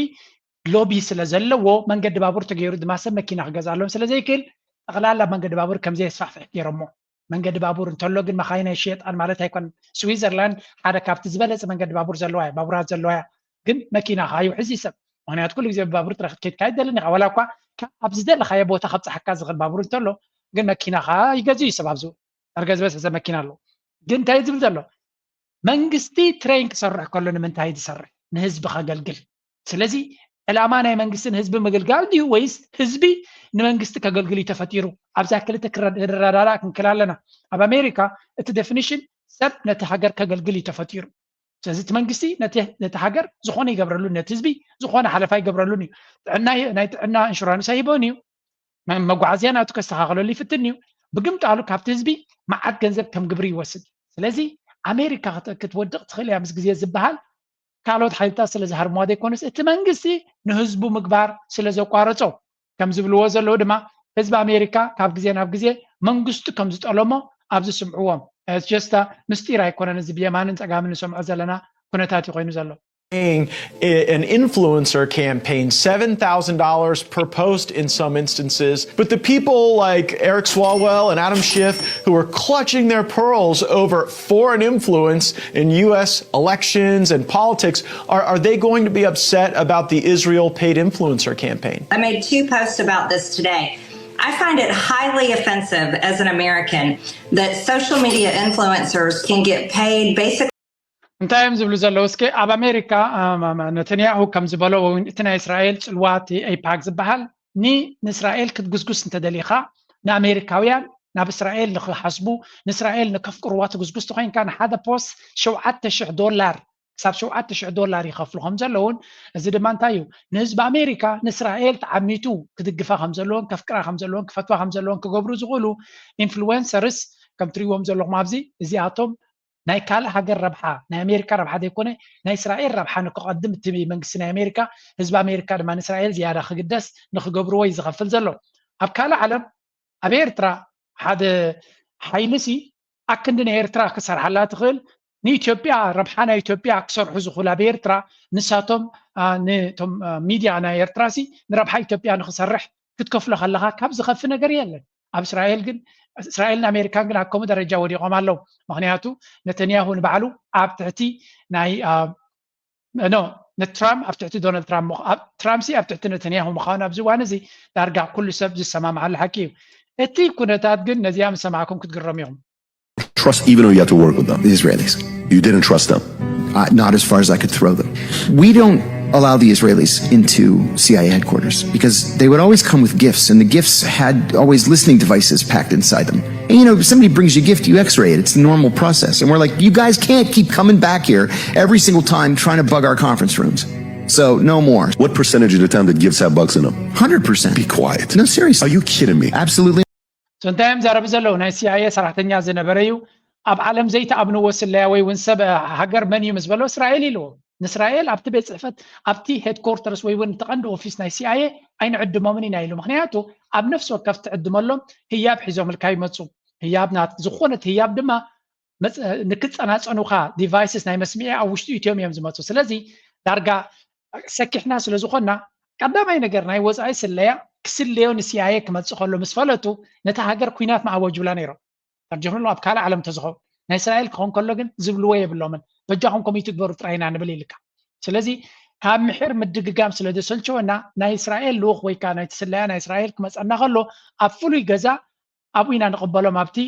ሄድ ኦፊስ ኣይንእትዎም ኢና ምክንያቱ ንሕና ብዘይፈለጥናዮ ገለ ነገር ክገብሩ ስለ ዝኽእሉ ይብል ስለዚ እቲ ነገር ኩነታት እዚ ሕጂ ንሱ ዝብሎ ዘሎ እዩ ካብቲ ስለያ ናይ ኣሜሪካ ኮይኑ ኣትዩ ዘሎ ሰራሕተኛ ምስ እስራኤል ዝሰርሕ ሰብ ከየለን ማለት ድዩ ገለ ካብቶም ስለያ ናይ CIA ምስ እስራኤል ዝሰርሑ የለውን ኢልካ ክትሓስብ ኣይትኽእልን ኢኻ ብሓፈሻ እቲ ሰራዊት ናይቲ ሃገር ዳርጋ እስራኤል ጉዳ ወፂኡ ክትብል ኣሜሪካስ ጉዳ ወፂኡ ክትብል ትኽእል ኢኻ ምክንያቱ ኣብዚ እውን ስምዑ ዘገርም ኢኻ ትሰምዕ ኣብዚ ዘሎ 12-day war, such as it was with Iran, the U.S. and Israel versus Iran, bombing on all sides. During that short conflict, IDF officers in the Pentagon, foreign military officers in the Pentagon, by the way, they're not the only foreign military officers in the Pentagon, to be clear. There are NATO officers, they're from other countries, British, but there are a bunch of Israeli Defense Force officers in the Pentagon that week. And during that week, ask anyone who works at the Pentagon, they enraged American Pentagon staff by just barging into meetings, giving orders, making demands, and nobody did anything about it. How can a foreign military officer barge into military headquarters, even if invited, barge? Oh my God. ኣቶም ሰባት ገለ ክንሰሚዕና ፅነ ኢልና እንታይ እዮም ዝብሉ ዘለዉ እዚ ኸታከ ካርልሰን ሓደ ካብቶም ቀንዲ ደገፍቲ ናይ ዶናልድ ትራምፕ እዩ እንታይ ዝብል ዘሎ ዝነበረ እዩ ሕጂ እኳ ክንደይናይ ኣብቲ ኩናት ኢራንን እስራኤልን ዝዋግዓሉ ዝነበረ ናይ 12 መዓልቲ ዝነበረ ኩናት ናይ እስራኤል ኣብቲ ፔንታጎን ሚኒስትሪ ናይ ምክልኻል ዲፓርትመንት ናቶም ኣብኡ እስራኤላውያን ኣለዉ ዝሰርሑ ኢሉ ንረብሓ እስራኤል ዝሰርሑ እሶም ጥራይ ግን ኣይኮኑ ናይ ኔቶ ወታደራዊ ሓለፍቲ እውን ኣለዉ ኣብኡ ኢሉ ኣብቲ ኩናት ክካየድ ከሎ ኣብ ኣኼባታት ንኣተዉ በቃ መፍርራህን ተሃዲድን ዝገብሩ ዝነበሩ ነይሮም ስጉምቲ ንክወስድ ወታደራዊ ሓይሊ ናይ ኣሜሪካ በቃ ቀፃሊ ከመይ ገይሩ ናይ ወፃኢ ሓይሊ ኣብ ውሽጢ ኣሜሪካ እሞ ኣብቲ ምክልኻል ውሽጢ ናትና ኣትዩ ከፈራርሃና ክኢሉ ዘገርም እዩ ዝብል ዘሎ ወል ኣብዚ እዋን እዚ ዳርጋ ደየፈራርህ ኮይኑ ለቲ ኩነታት ኣብ መንጎ ኣሜሪካን እስራኤልን ዘሎ ዝምድና እቲ ዝዓበየ መዛረባ ርእሲ ኮይኑ ዘሎ እዩ እቲ ሕቶ እንታይ ክገብሩ ይኽእሉ እንታይ ዝግበር ከሎ ማለት እስራኤል እቲ ዝዓበየ ብድሆ ኮይኑዋ ዘሎ ናይ ሓማስ ወይ ናይ ገለ ኣይኮነን እንታይ ዳ እዚ ኣብ ኣሜሪካ ተንስኡ ዘሎ ንቕሓት ናይ ህዝቢ ንእስራኤል ገይረ ትዝውሮ ነቲ ፖለቲካ ናይ ኣሜሪካ ዳርጋ ዝበፅሐ ህዝቢ ኣንጻሩ ክዛረብ ጀሚሩ ኣሎ ኣብ መወዳእታ እዚ ኩነታት እዚ ኣበይ ክበፅሕ እዩ I really don't know ግን ብሓፈሻ ሕጂ ናብ ካናዳ ክሰግር እየ what is going on with Canada ካስሙ on the U.S. economy. It's been so integrated. How much can you reorient the Canadian economy, both to be more east-west than north-south, or to be more integrated with other economies than the U.S., given the long history there? The answer to the question starts with recognizing the need to do it. One thing I'd impress upon the audience is that Canadians understand the need to, as we put it, to be masters in our own house. The country does not want to wake up and look on, with all due respect, on Truth Social or X to see what the latest change is in U.S. እዚ ሓድሽ ፕራይም ሚኒስተር ናይ ካናዳ እዩ ማርክ ካርኒ ዝበሃል እንታይ ዝብል ዘሎ ካናዳ ድሕሪ ናይ ዓመታት ኣብ ኣሜሪካ ተፀጊዓ ትኸዶ ዝነበረት ካብ ድቃሳ ትበራበር ኣላ እዩ ዝብል ዘሎ ክትበራበር ድማ ተገዲዳ ኣላ እቲ ምክንያት ድማ ምስ ኣሜሪካ ቀሲንካ ወይ እውን ምስ ኣሜሪካ ዝነበረና ሽርክነት ንሓዋሩ ከም ክቕፅል እዩ ዝብል እምነት የለን ስለዚ ናይ ግድን ወላ ከቢድ ይኹን መፃኢና በዓልና ክንሕንፅፅ ክንክእል ኣለና ዋው ሓደ ኣብ ናይ ዓለምና ሃብታም ሃገር ክሳዕ ክንዚ ድሕሪት ተሪፉ ምፅንሑ ዝገርም እዩ እንታይ ዝብል ዘሎ እጂ ንሕና ንደልዮ ዘለና ህዝቢ ካናዳ ድማ ክርዳኣለይ ዝደሊ ንጎ ተንሲና ኣብ ዶናልድ ትራምፕ እንታይ ፅሒፍ ኣብ ሶሻል ሚድያ ኢልና ከነንብብ እሞ በቲ ውሳነ ናቱ ፖሊሲ ከነውፃእ ይንደልን ኢና እንታይ ዳ እዚ እንታይ ማለት እዩ ዶናልድ ትራምፕ ንጎ ፖሊሲ ዝቕይር ስለዚ ዓለም ምሉእ ኤውሮጳ ይኹን ካናዳ ቀዳመይቲ ዝገብርዋ ስርሖም ሎሚ እንታይ እዩ ትዊተር ናይ ዶናልድ ትራምፕ እንታይ ነይሩ እንታይ ፅሒፉ ማለት ዓበይቲ ፖሊሲታት ብትዊተር ይድወፅ ብትሩ ሶሻል ናቱ ማለት እዩ ናቱ ትካል ይኻሱ ንሱ ዝፅሕፈሉ ናቱ ትካል እዩ ዶናልድ ትራምፕ ቢዝነስ ቤላ ገይሩ ዝርዳእ ሰብ እዩ እንጌራ ናይ ቢዝነስ ከም ዶናልድ ትራምፕ ዝበልዓ የለን ባይ ዘ ወይ ንግረ መንገዳይ ምርቓ ክበኩም እየ ናይ ዶናልድ ትራምፕ ስድራይ ሃብካ እንተተባሃለ መርገም ኣይኮነን ስለምንታይ ከምኡ ብለኩም ኣለዎ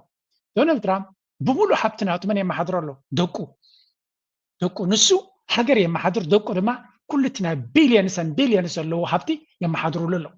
ደቁ ኣሜን ኣይናይ ወላዲ ኣብ ሂወቱ ትካላቱ ደቁ ከመሓድሩሉ ዘይደሊ ቅዱስ ዝኾነ ብሩኽ ዝኾነ ወላዲ ደቁ ንግራቱ ንትካላቱ ንቢዝነስ ናቱ ከመሓድሩሉ ዝደሊ ወላዲ ስለ ዝኾንኩ ናተይ ትምኒት እውን ከምኡ ድሕሪ ዝተወሰነ ግዜ ደቀይ ነቲ ናተይ ዘለኒ ንእሽተይ እውን እንተኾነ ደቅኻ ከመሓድሩልካ ኢኻ ትደሊ እሱ እዩ ትሕልሚ ናይ ወላዲ መብዛሕትኡ ግዜ ከምኡ የለን ኩላቶም ብኮርፖሬሽንስ ካልኦት ትካላት እዮም ዘመሓድርዎ ናይ ዶናልድ ትራምፕ ግን ሲኢኦስ ማናጀርስ ገለመለ ናብቲ ትካላት ናቱ ደቁ እዮም ስለዚ ሂዝ ኣክቹሊ ከምዚ ፅሉል ባፉን ይብልዎ ጃና ዝብልዎ ኣብ ኮመን ሰንስ ክትመፅእ ከለካ ከምኡ ኣብ ስድሩ ዝኣምን ሰብ የለን ማለት ዓሻይ ዝመስል ፅሉል ዝመስል ግን ከምኡ ስድሩ ዝኣምን የለን ኣብ ፖለቲካ ናይ ኣሜሪካ እኮ ዝኣምኖም ሰባት ቤተሰበይ እዮም እናበለን ቤተሰብ እኮ እቲ ሓላፍነት ዝህብ ዘሎ ብሓፈሻ እንታይ ማለት ዓሻይ ዝመስል ግን ዓሻኻ ኣይኮነን ማለት ዶናልድ ትራምፕ ዓሻይ ኢሎም መፅሓፍቲ ዝፅሓፉ ብዙሓት እንዲኦም ክንድሁ ቁም ነገር ዝገብር ዘሎ ግን የለን በታ ትካላቱ ንደቁ ጥራይ ምውራሱ ዓባይ ነገር ኣነ መጀመርያ ሓደ ሰብሲ ስድሩ ዘይፈትዎ ዓለም ክፈቱ ይክእልኒ ስድራኻ ዘይኣመንካ ንዓለም ክትኣምን ኣይትኽእልኒ ናይ ብሓቂ ፅቡቅ ዕቢኻ እንተኮይንካ ድማ ደቅኻ ፅቡቅ ተዕቢኻዮም ክትኮይንካ ትካልካ ከመሓድሩልካ ኢኻ ትብሎ ድሕሪ ፅቡቅ ዘይዕቢኻዮም ዘየተኣማምኑካ እንተኮይኖም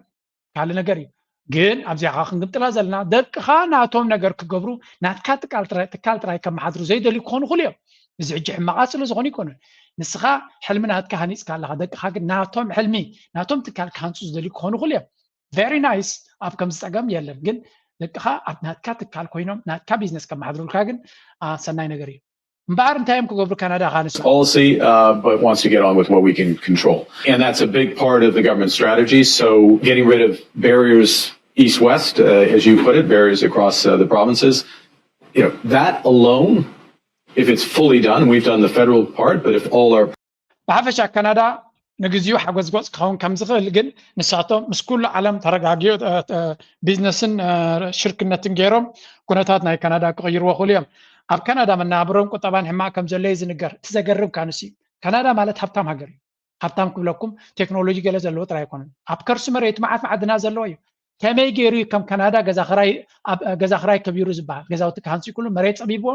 ሕማቅ ፖሊሲ እንተለካ እንታይ ዓይነት ሃብቲ ለካ ገዳሲ ይኮነን ፖሊሲ is very important ንሸሞንተ ትሽዓተ ዓመት ዝመርሕ ዝነበረ በቶም ናይ ግሎባሊስት ኣመሓድራ ገዛውቲ ክስራሕ የብሉን ኤነርጂ ውዲ ኢዶ ገለዶ ነዳድን ተውፂኻ ከምዚ እናበለ ሕማቅ ፖሊሲታት ስለ ዝኽተል ዝነበረ እቲ ሃገር ሽግር ኮይኑዋ ኣሎ ናይ ሆፕ ኣክቹሊ ንዑ ዝመስል እዩ ኣብ ስልጣን ዘሎ ግን ውልሲ ናብ ኤሮጳ ንስገረጅ We in the last 30 years made 3 historical strategic mistakes, and it cost them for the economy, energy, and foreign policy, even foreign policy and defense. Number one, over-reliance on one single country for the energy, Russia. Reliance on Russia was a huge mistake. At the time we were told, but Russia never did anything wrong and they will do it. Europe turned its back to nuclear power. So እንታይ ይብላሎ መሲልኩም ኤውሮጳውያን ኣብዘን ዝሓለፈ ዓመታት ካብ ተሰዓታት ዝገበርዎ ሰለስተ ዓበይቲ ጌጋታት ንኤርትራ ድማ ኣገደስቲ እየን እዘን ቁፅሪ ሓደ ኣብ ራሽያ ሙሉእ ብሙሉእ ናይ ኤነርጂ ድሌታት ናቶም ኣብኡ ኣተኪሮም ምኻዶም ኣብ ሓደ ሓያል ሃገር ሙሉእ ኣተኩሮኻ ሙሉእ ተፀጋዕነት ምፍጣር ትዛዕበየ ጌጋ እዩ ስለዚ ዓብ ስሕተት ዝገበርዎ እዩ ምስ ራሽያ ምስ ተባእሱ ቁጠባናቶም ኣብ ክራይሲስ ኣትዩ ካልኣይ ኒውክለር ዝበሃል ኤነርጂ ኤውሮጳ ካልእ ዓይነት ምንጪ ፀዓት ክህልዎም ኣይክእልኒ እቲ ቀንዲ እቲ እንኮ ክገብርዎ ዝኽእሉ ኒውክለር ኤነርጂ ንኒውክለር ድማ ሕቆም ሂቦም ነቲ ዝነበሮም 30% ዝነበረ ናብ 15% ኣጉዲሎሞ ስለምንታይ ኣጉዲሎሞ ናይ ራሽያ ነዳዲ ኣለና ዝብል እምነት ስለ ዝነበረ ጋዝ ናይ ራሽያ ስለ ዘሎ ስለዚ ነቲ እንኮ ክቋፀርዎ ዝኽእሉ ገዲፎም ናብ ካልእ ሃገር ክፅጉዑ ከም ፖሊሲ ስለ ዝመረፁ ሳልሳይ ድማ ካብ ኒውክለር ወፂኦም ሕጂ ነቲ ናይ ራሽያ ገዲፎም ናበይ ክኸዱ ይደልዩ ኣለዉ ናብ ሶላር ወይ ከዓ ናብቲ ግሪን ቴክ ዝበሃል ኣብኡ ኸ ናብ መን ይፅግዑ ኣለዉ ናብ ቻይና ክሳብ ሕጂ ዝበዝሐ 900 ናይቲ ሶላር ፓነልስ ዝበሃል ቻይና እያ ትቋፀሮ ብካልእ ኣዘራርባ ኣብ ነፍስኻ ዘይትቋፀሮ ኤነርጂ እንተለካ ቁጠባናትካ ኩሉ ግዜ ፅግዕተኛ እዩ ልኡላውነት ኣለኒ ከዓ ክትብል ኣይትኽእልኒ ኢኻ ስለዚ እዚ ሓደ ዓብይ ትምህርቲ እዩ ዝበና ዘሎ ኤርትራ እንታይ ኣለዋ እንድሕር ኢልና ፀሓይ ኣለዋ ስለዚ ፀሓያዊ ፀዓት እቲ እንኮ ናፅነት ክበና ዝኽእል ኒውክለራዊ ፀዓት ክህሉ ይኽእል እዩ ስንቀስ ኢሉ ነዳዲ ኣለና ዲ ጋዝ ኣለና ዲ ኣይዶን ነው ስለዚ ይብልና ስፔኩሌት ክገብር ኣይክእልን እንተለና መርሓባ እንተዘይ የለ ግን ፀሓይ ስለ ዘለና بستخالنا تتافيكا ناي سولار فابريكاتات ولا كملوا بمولو تدي صراحه كاي كفال بعد خاق صرح له دخل منقد تفتيركا نحوارو ناي انرجي قال كفال اندبندنس كل وقا ديغاتات مغبارون صبغيو كم زه داسه قال غيرو مزلو ولا كبرات تغونو ساتمون نابت ناي انرجي انا كو حنت ديغا عبايا تدلينا انت غيرناول دارغا ايرتران الشهاجر سلازغونت بساعات قلتيف كان نفس خاخت كلو دخل هاجري بزخونو كبتي تابي اوروبايان زغبرو جيجا ممهارا قداسي بلالو هاو قتيلنا نيروبا شجر سلازي ودا نشتي نسمع France is dealing with the fallout from the resignation of Prime Minister Sébastien Lecornu after less than 4 weeks in office. He was the 5th premier in 2 years as President Emmanuel Macron struggles to deal with his country's political crisis.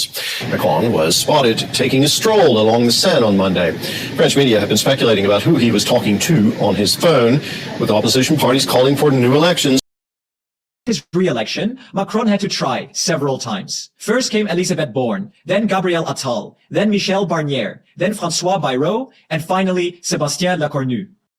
أوش تكلت عمد زي أكل حمشت برايم مينستر فتينا لا فرنسا سأقام دما زمزة تقبلنا سلا زي ركب كابت صراحة كسبقوب قليل دما بعلق قد فنر لنا إذا خانتايو نت زلكون النت كونفرونت خقبروا يكالون كمكتوا كقطموا يكالون إذا خانتايو سب تسفاي ورز كم زلو تي كنت بعد ما كأريل لاب زي كل درجة بس كم زلو زر مغنياتو أبي structural change خقبر لهم كل تنايت روتا أكايدا ناتهم نايتي هيلث كير ناتهم كل تمنجسوس قبر نجار تغير خلاله مغيار ما يفكرني بديمقراطية زبي فتوى كاني سلازي I think they need some shock therapy اليوم قالوا تكون تهدما نعوق قبر زخل مراحي رخبون كساب حجي بزعبا سدتنيا تاتا بهولان زلهم that faces me, but we have to keep on countering the diabolical lie that immigration is necessary to solve the aging population issue. It's a total and complete fallacy. Anyone እዚያ ናይ ኔዘርላንድ ጸላዊትያ ገለ ካብቶም ጸረ ስደተኛታት እያ ስደተኛታት ምስቲ ናይ እርጋን ናይ ህዝብና ይጠቅሙ ዝብልዎ ሓሶት እዩ ብስታቲስቲክስ ዝደገፈ ይኮነን ስለዚ ስደተኛ ዝበሃል ክሳራ እምበር መክሰብ የብሉን ዝብል መደምደምታ ዘለዋ እያ ብሎንድን ጻዕዳ ፀጉር ዘለዋን ካብቶም ኣኽረርቲ የማን ስለ ዝኾነት በዓል ኢለን ማስክ ድማ ሼር ገብርዎ እዮም ነዝናታ መልእኽቲ ስደተኛ ኮይንካ ካብ ኤውሮጳ ዘለኻ ተጠንቀቕ ኣካይዳኻ ዕሪ ገበናት ኣይትፈጽም plan B ድማ ይሃልኻ ሳጥራ ክብለካ ዘሊ ምክንያቱ ትኩነታትና ተቀየረ ይዝኸይ ዘሎ Bitcoin be the way to generate and spread wealth and opportunities around the world? Yes, hi Charles. Yes, this is why I'm so passionate about Bitcoin. You know, we are addicted to the money printer in this country, and I think a nation that lives by the money printer runs the risk of dying by it as well. I mean, we used to be the world's biggest creditor nation. We made stuff. Now we're the world's biggest debtor nation. We hardly make anything. ذات زربا زلا زربا ابز شير غيرنا لكم نيرنا ماسيا خميلاتون دحريلكم سوسان سلستنشح كلا بيتكوين تزاربتيو امريكا تزل على عدا زلوايا تنكو تسفا دماسب بيتكوين ام اب كريبتو اب بيتكوين انفستن تغبريلا لك كابز تزاربتو لك سابلومي 220 سلستنشح 224 225 قصات خير على بيتكوين خلاص زربا نزا فيديو زي امسي يعني رانا فتز وصلت له غزي امسي لكم نيره انفست غبرو ናይ መጻኢ ለውጢ ከምስ ዝኽእል ቴክኖሎጂ ይብለኩም ነይረ ካብ 63 ናብ 125,000 ደይ ይብሎ ነዛ ዘረባ ክዛረበኩም ከለኹ ሓንቲ መልእኽቲ ትራይ ዘላትኒ ካብ ኤርትራ ብዙሓት መልእኽቲ እዮም ሰዱለይ ከመይ ጌርና ኢንቨስት ክንገብር ንኽእልሕና ይብሉኒ I'm really sorry ኣብ ኤርትራ ክሕግዘኩም ኣይክእልኒ ምክንያቱ እቲ ሲስተም እቲ ቴክኖሎጂ የለን ኣብ ደገ ዘለዉ ግን ኣይጥቀሙሉን እዮም ብዙሓት የስ ኣሽሓት ተማሂሮም ኣለዉ ምሳይ ግን ኣብዚ ቻነል ካብ ዘለዉ ሰባት ብዙሓት ኣይጥቀሙሉን እዮም نتعدل مالتي سوسان سلسن شح كله بيتكوين نوع انفست قبروا إليه وطبعا كعبي قليلة ما يبكت مي شو ما تروح تشعت تروح بيه اللي خون زي لومي 200 اسران سلسن اسران 4 شح اسران 5 شح بس حنيرة تارجع دبل كوينت برايس إذا خنتايو سب استوعلوا فليتو تماهيرو سقم تتوسدوا اتزلوا عبيتنا نرزلنا مخنياتو اتفاندامنتال سكوت طبعا امريكا عبس اقام سلازلو سبات نجدني يومنا بيتكوين قصهم كخدو بيتكوين كبكا زغل عدلات تمسعت غير كالو دما مخنياتو نايد لي كان ينفست كبر جن نسب بزي مرچو كتغددو يتخلني خانا حبريتا هيبالو نايزي channel لي تعزبتي فلاي نايزي channel تدغفوتهم قوام دغفت نايزي channel حضراهم حجون 225 شنالو دحري عمد دي دحر خلط عمد اي دونو كلتا 100 مس بصحون فيديو خبر لكم حماق يسمعكم جن كاب حجي استوعي لكم سقم توصلوا بتم سقم تزوسدكم دما ቀሲንኩም ተጓዓዙ ኩሉ ግዜ ሓበሬታ ንዓኹም የዝብ ዘሎ አፕዴት ክኾነኩም ስለዘሊ ሕጂ ንመለስ አብትናትና ይሄ መንግስት ምንንም መመከት የሚችል አይደለም። ራቁቱን የቀረ መንግስት ነው። ህዝባዊ መሰረቱን ያጣ መንግስት ነው። የተነጠለ መንግስት ነው። በአንድ ግለሰብ ግልብ ግለሰብ የሚመራ መንግስት ነው። ያለ ምንም ህጋዊ ማዕቀፍ ያለ መዋቅር ይሁንታ በአንድ ግለሰብ እንደተፈለገ የሚመራ መንግስት ነው። ይሄ መንግስት በምንም ተአምር አንዳንድ ሰዎች በስልጣን ላይ መቆየቱን እንደ ትልቅ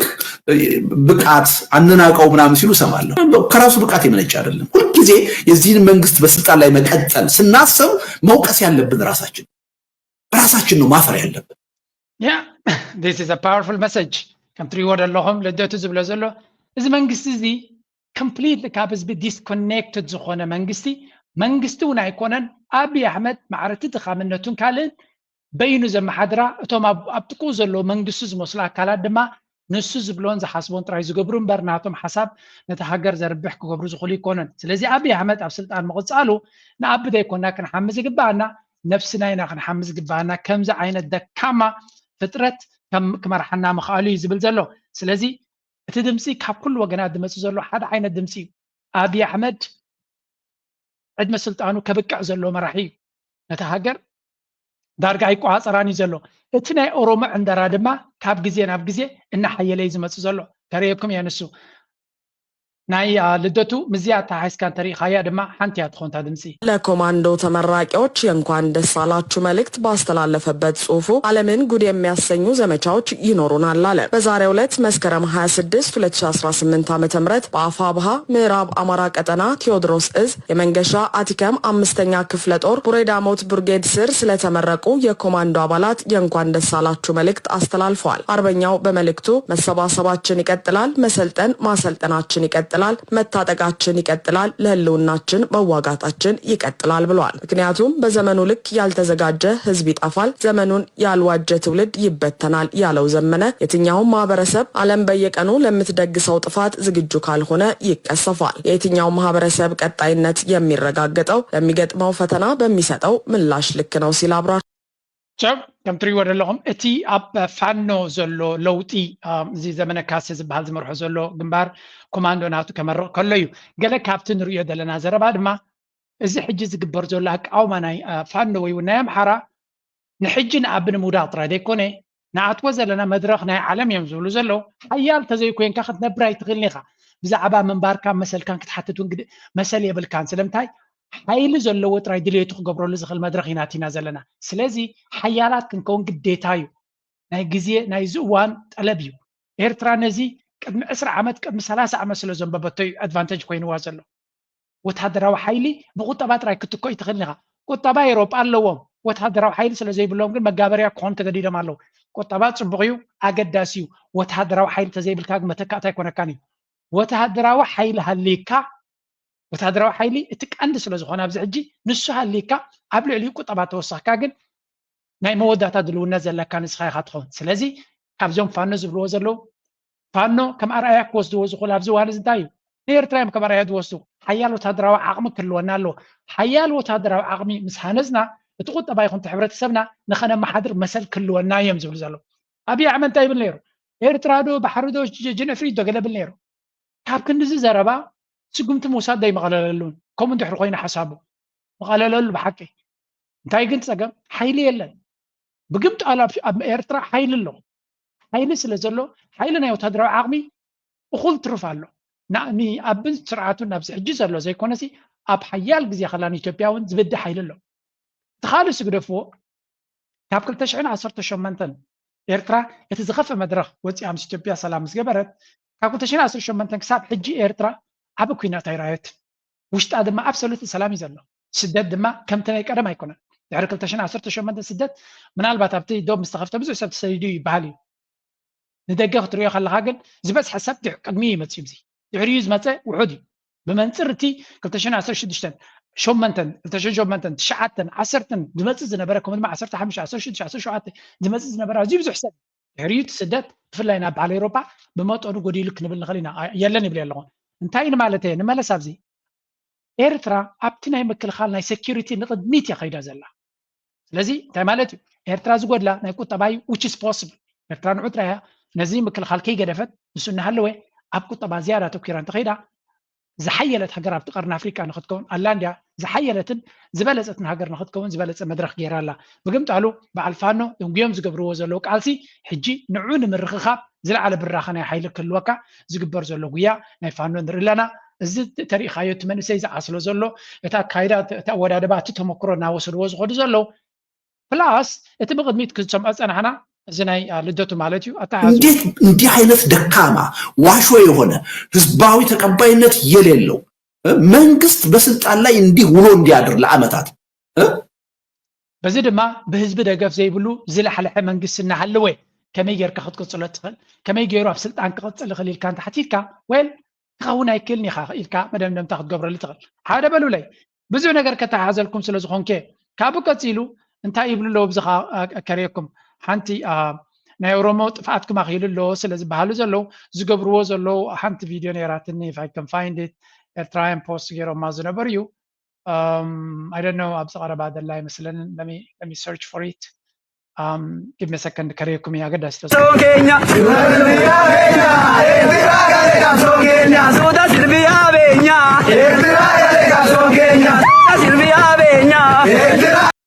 كم نريم زلنا زون سبات زياتهم تعنا يبلومن بزعب إيرترا بزي ريتشاز بالوزن برو غوزغواسنا بافدق بحر زبل عبي غوزغواسي زكايت زلو نزدما زحات ተወለዲና አምሐራን ካሎትን የማኽሩወም አለው ሓደ ካብት ምኽር ስምዑ ወደ አሰብ የሚል የኦሮሞ ሙዚቃ እያዳመጥኩ ነበርና ግድቡን ስለጨረሰ ዶክተር አብይ አህመድ አሁን ደግሞ ወደ አሰብ እንሂድ እያላችሁ ነው። አንድ ነገር ግን የረሳችሁት ነገር አለ። አንደኛ ግድቡን 7% ገድቦ አድሶ የሰጣችሁ ኢህአዴግ ነው፣ ቲፒኤልኤፍ ነው። 30% ነው የሞላችሁት። 30% ቀላል አይደለም። ለመናገር እናንተ ከዜሮ ተነስታችሁ ቀላል አይደለም። አምሴሬስ ከሄዳችሁ ላትመለሱ ትችላላችሁ። ለማንኛውም የማርያም መንገድኛ ጎንደሬዎች ከፍተንላቸዋል። ወደ አሰብ መሄድ የምትፈልጉ የብልጽግና ሶንታይም ዝብለዎም ዘለው ንዓሰብ ትብሉ ዘለኹም ደጊምኩም ሕሰቡላ ምክንያቱ ቀዳማይ ትግድቡ ትብልዎ ዘለኹም 70 ሚታዊት ህወደግ ይሰርሕልኩም ነይሩ 30 ሚታዊ ሰሪክም ወዲኹም ጀሃራይ ትግበሩ እቶም ንዓሰብ ትብሉ ዘለኹም ንሕና ኣምሓራ መንገዲ ከፊትና ልኩም ኣለና ኪድ ፈትኑ ዋጥራይም ዝብሎ ዘለዎ ግን እቲ ሓቂ ክነግረኩም ከይትኩም ከይትምለሱ ትኽእሉ ኢኹም ምኽሪ እዩ ንለባም ኣመተሉ እቲ ኩነታት ካብዚ ቀፂልና ሓንቲ ቪድዮ ኣላ እዚኣ ኦሮሞ እንታይ ምዃነ ሓሳቦም ትገልጽ መኖር ስለፈለገች የኛን ህዝብ ከሞት ለማትረፍ ኢትዮጵያን አሳድገን ኦሮሞን ኢትዮጵያን ዝቅ አድርገን ኦሮሞን ከፍ የሚያድርግ ዲስኮርስ ተጠቅመናል። we deconstructed Ethiopia, we want to reconstruct Oromo.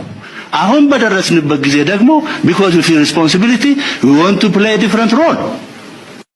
እኛን ገድላ እዚ ትሪእዎ ዘለኹም ሓደ ካብቶም ዲፕሎማት ናይ ኦሮሞማ እዩ ኣምባሳደር ኣብ ስዑድያ ነይሩ ሕጂ እንታይ ከም ዝኾነ ኣይፈልጥን እየ እንታይ ዝብል ዘሎ ተቐደም ዕላማና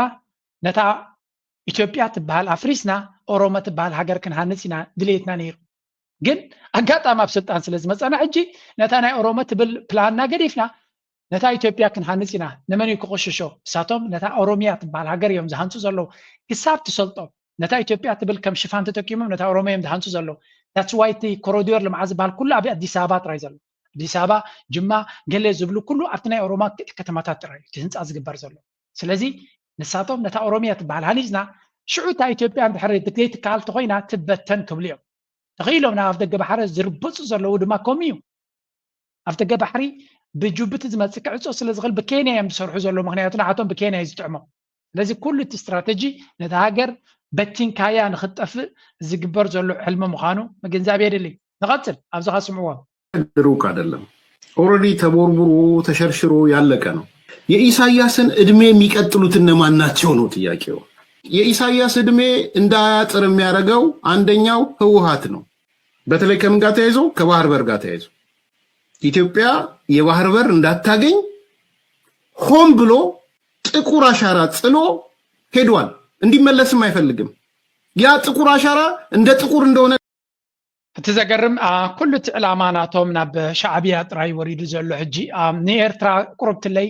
ፈሪሆማ ሰንቢዶማ ስለ ዘለው ናብ ህወሓት ዘተኮረ ኢና ንርኢ ዘለና ሻዕብያ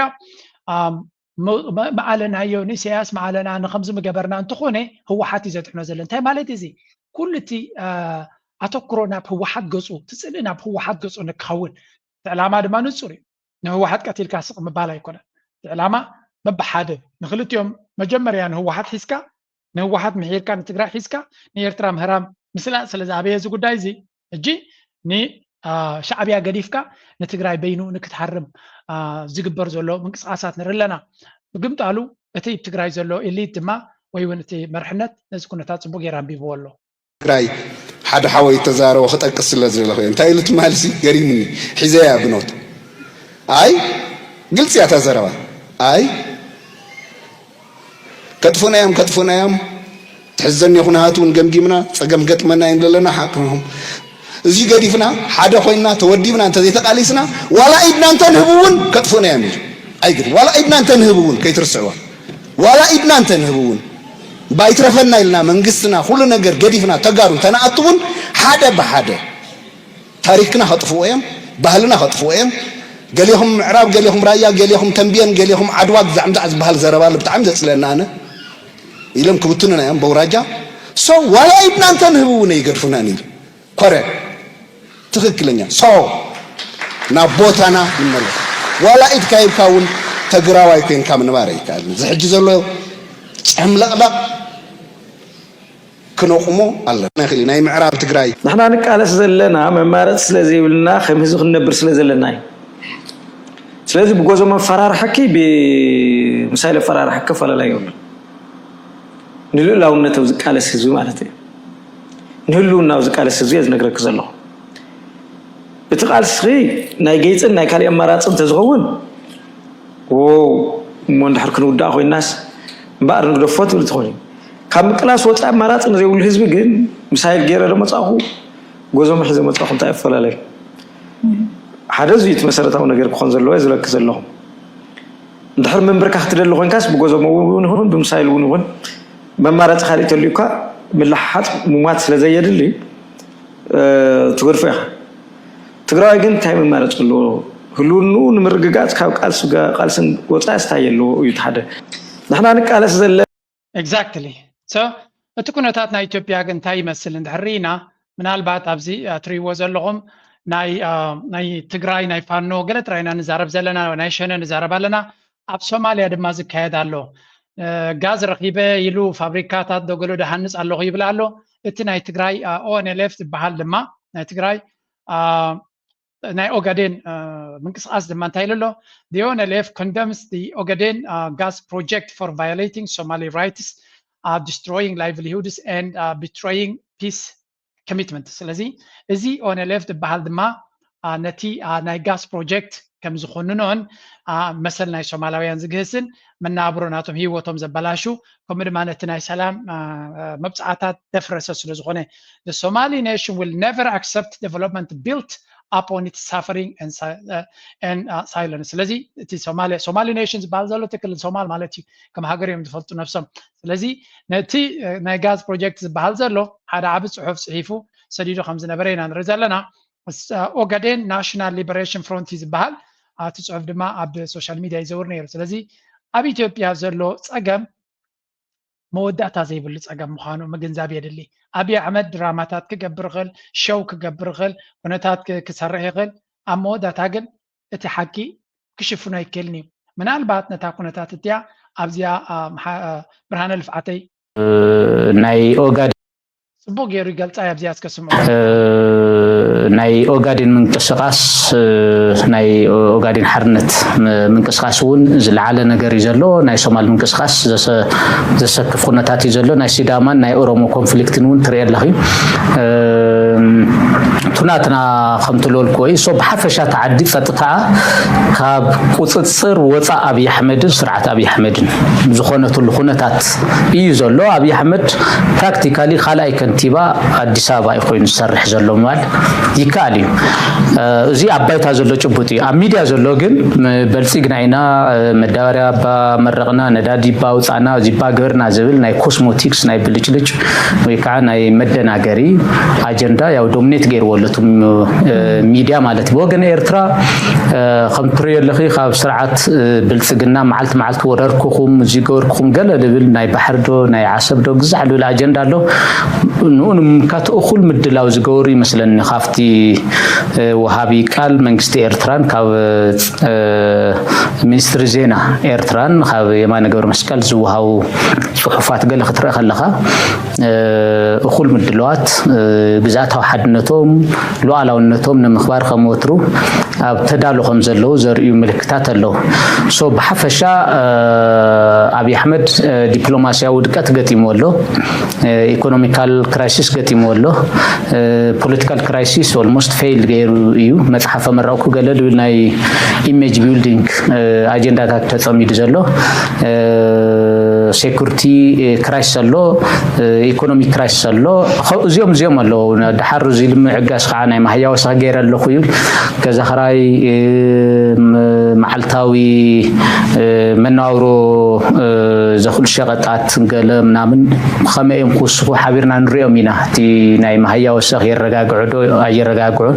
اب تغبار خخولو دي يعلن حبيرنا نرينا بحفشا زيز مسل سو يا كبزات ريواز لهم اتا كنتات ازيا خلخ زبلت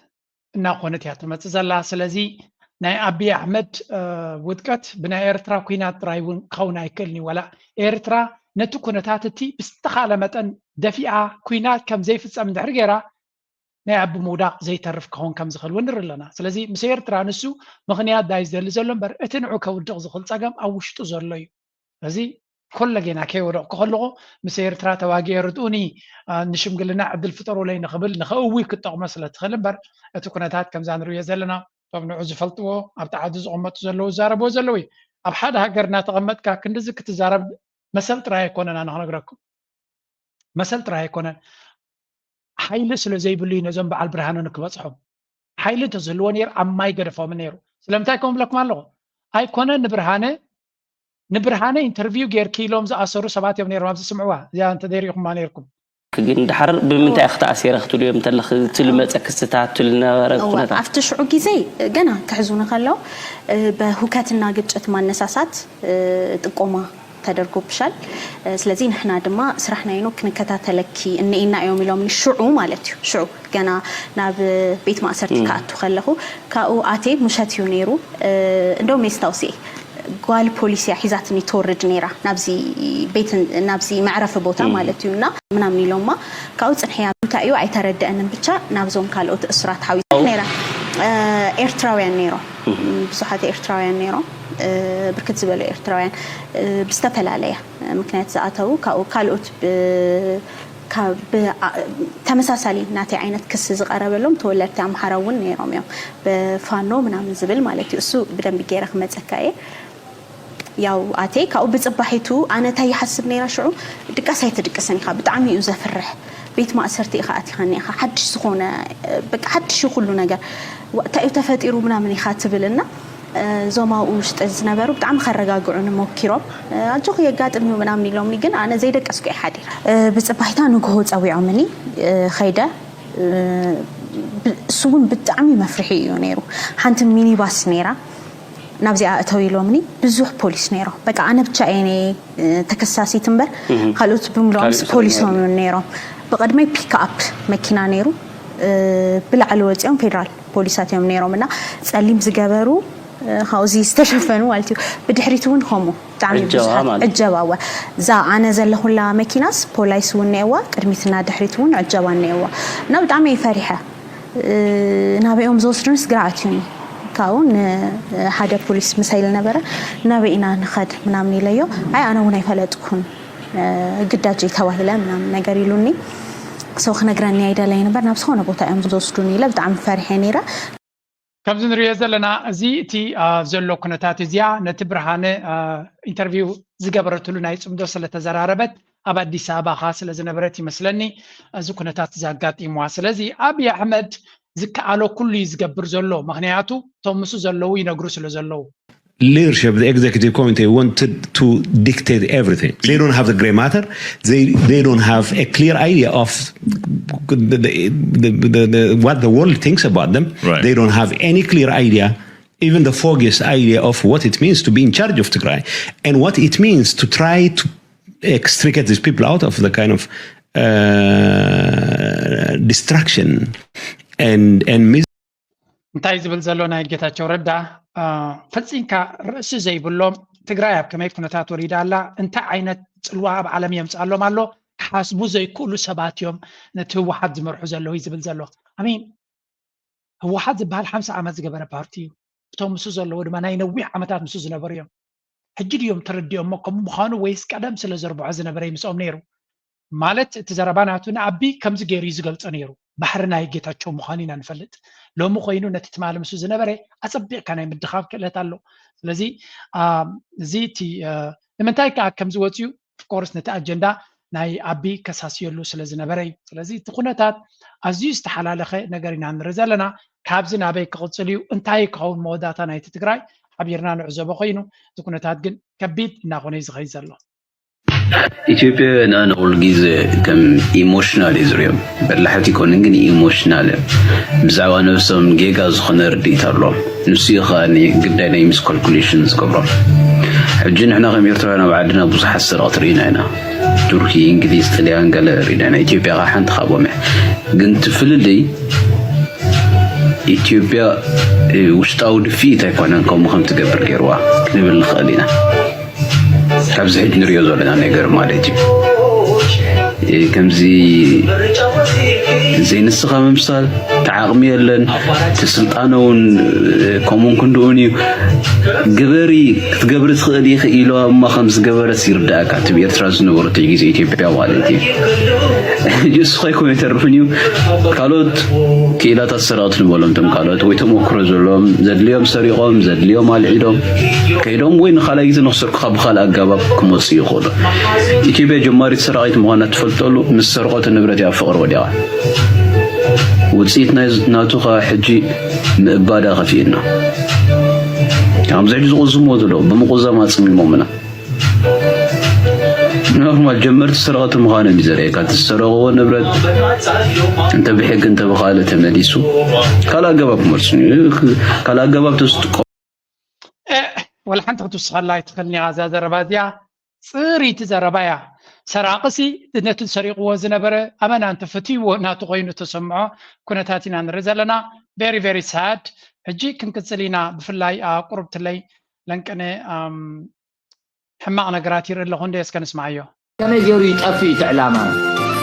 ትግርኛ ብትግርኛ ጣፊካ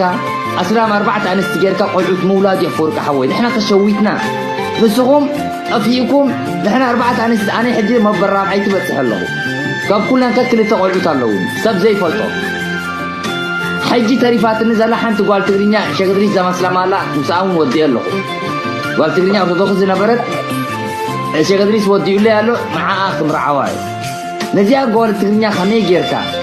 ኣብ እስልምና ምስ ሃዚ ሸግድሪት ዝሰርሓሉ ዘሎ ብዕላማ እዩ ጓል ኣንስተይቲ እንተሒዝካ ጋዛ ትፅልምት እያ ጓል ኣንስተይቲ ከዓ እንተሒዝካ ጋዛ ትበርህ እያ ከመይ ጌርካ እዚአን ደቂ ኣንስትዮ ኣዋልድ ትግርኛ ኣብ ትሕተና ኣንበርኪክና ቆልዑት ወሪድና እስልምና ቀቢልና ዕባያ ኸዲልና ከመይ ገይሮም ትግርኛ ይውሕዱ ከመይ ገይሮም ይጠፉ ከመይ ገይሮም ምናልባት እዚ ሰብ እዚ ገለገለ ሰብ ፅሉል እዩ ጃና ይንዮ በሎ ድብለኒ ሰብ ኣሎ ግርም መባዓሻ ተመሲልካ ድራሮም ወዳ ኣሎ እዚ ሰብ እዚ ዝሰርሖ ዘሎ ስራሕ ምናልባት እቲ ዝኸፍአ ስራሕ ክኸውን ዝኽእል እዩ እቲ ዝኸፍአ እዩ ዝብለኩም ዘሎ because ኤርትራ ሓደ ካብቲ ንነዊሕ ዓመታት ንሰርሓሉ ዘለና ብሰላም ፒስፉል ኮኤግዚስተንስ ኤርትራ ብዙሓት ሕብረተሰብ ዘለዎ ሃገር እያ ስለዚ ብሰላምን ፍቕርን ተኸባቢርካ ምንባር ድማ ኣዝዩ ኣገዳሲ እዩ ሓደ ካብቲ ኣብ ኤርትራ ናይ ፅባሕ ኤርትራ ኣብ ዝኾነ ይኹን ግዜ ብፍጹም ይቕረታ ክበሃለሉ ወይ እውን መንግስቲ ሸለል ክብሎ ዘይብሉ ነገር እንተሎ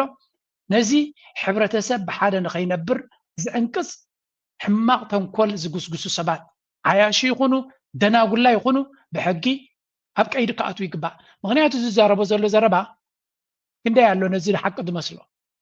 ንሱ ደይመደይሉ ነቲ ሰብሲ እቲ ትግርኛ ከመይ ጌርካ ተቃጽሎ ዓውኹም ትስምዑ ሕማቅ ከም ትስምዑ እሞ ኣንጻር እስላም ንክኸይድ ኣንጻር እስላም ስራሕ ንክሰርሕ ጎስጓስ ንክጅምር ኣለውን እዮም ከምኡ ናይ ትግርኛ እውን ኣጋዝያን ደጅን ዕፍሪት ድበሃሉ ንዓታቶም ምስኣቶም ተሃላሊቑ ነቲ ህዝቢ ብሰላም ንክነብር ናይ ነዊሕ ዓመታት ተመክሮ ዘለዎ ግን ብዙሕ ፈተናታት ካዘጋጥሞ ዘሎ ንዑ ሓዊ እዩ ላምባይ ዝቕስቅስ ዘሎ I hope someday ነዚ ሰብ እዚ ኣኪቡ ሓደ ካብቲ ናይ ሕብረተሰብና ዊክነስ ዲዛስተር ኮይኑ ዝስምዓኒ ውድቀት ኮይኑ ዝስምዓኒ በዓል እዚ ብሕጊ ሕጊ ክረኽቦም ዘይምኻድ እዩ ምክንያቱ እዚ ኢንሳይቲንግ ቫዮለንስ ንፀገም እቲ ጆን ብላክ ዝበሃል ኣብ እስር ቤት ዝኣተወኮ ነቲ ዕግርግርን በኣስን ዘበገሰ ስለ ዝኾነ እዩ እዚ ድማ ኣይዲዮሎጂካሊ ነቲ በኣሲ ዝዘርእ ዘሎ ስለዚ I really hope እቲ ኮሚኒቲ ናትና ሓያል ኮይና ኣብ ዘለዎ ኣብ ሕጊ ከቕርቦ ኣብ ምዕራባዊ ዓለም ነዚ ዘረባ እዚ ብፍፁም ሸለል ኣይብልዎን እዩ ቴሮሪዝም እዩ ዝፈጥር ዘሎ ግብረ ሽበራዊ ሓሳብ እዩ ዝዘርእ ዘሎ I really hope somebody can get this guy ኣብ ሕጊ ጠልጠል ከብሎ ምክንያቱ እኹል ጭብጥ ኣለዎ ኣብ ኣንጻር ሕብረተሰባት ዝኸሶ እንታይ እሞ ዓሻ እንዲ ገለና ዓሻ ኣይኮነን እዚ መርዛም ሰብ እዩ እዚ that's all I can say ኣንሕና ኣብ ሚድያ ምፅና ኣሽሓት ሰባት ከም ዝርዮ ንገብሮ ኣለና ምክንያቱ ነዚ ሰብ እዚ ናብ ሕጊ ምቕራብ ናይ ኤርትራውያን ሓላፍነት ስለ ዝኾነ ንሕና እንታይ ይገብር ከም ዘሎ ትክፋእ ዶኩመንት ንገብረልኩም ኣለና እቶም ካልኦት ኣብ ጥቅኡ ዘለኹም ኮሚኒቲ ድማ ነዚ ሰብ እዚ ናብ ሕጊ ምቕራብ ስራሕ ናይ ኩሉ ክኸውን ይግባእ ምናልባት ካልእ ንምዚ ዝተሓሓዝ ሕማቕ ፕሮፓጋንዳ ብዛዕባ ኤርትራ ዝወፅእ ዘሎ ሰሚዕኩም እንትኾንኩም ካስምዑ እዚ It is a news that everybody needs to hear. Ladies and gentlemen, I told you there is a lot of quiet country. We need to dive in. We need to go see what is going on. Another banger, urgent news that everybody will love. Please share and drop your comments in the comment section. Welcome, Eritrea. I see the news yesterday that said the government of Eritrea passed new law. And the law is for one man to marry 3 wives. Impressive. They said the government of Eritrea yesterday officially passed a new law requiring men to marry 3 women in order to address the shortage of men in the country. كما تودياتات زي ميدياسي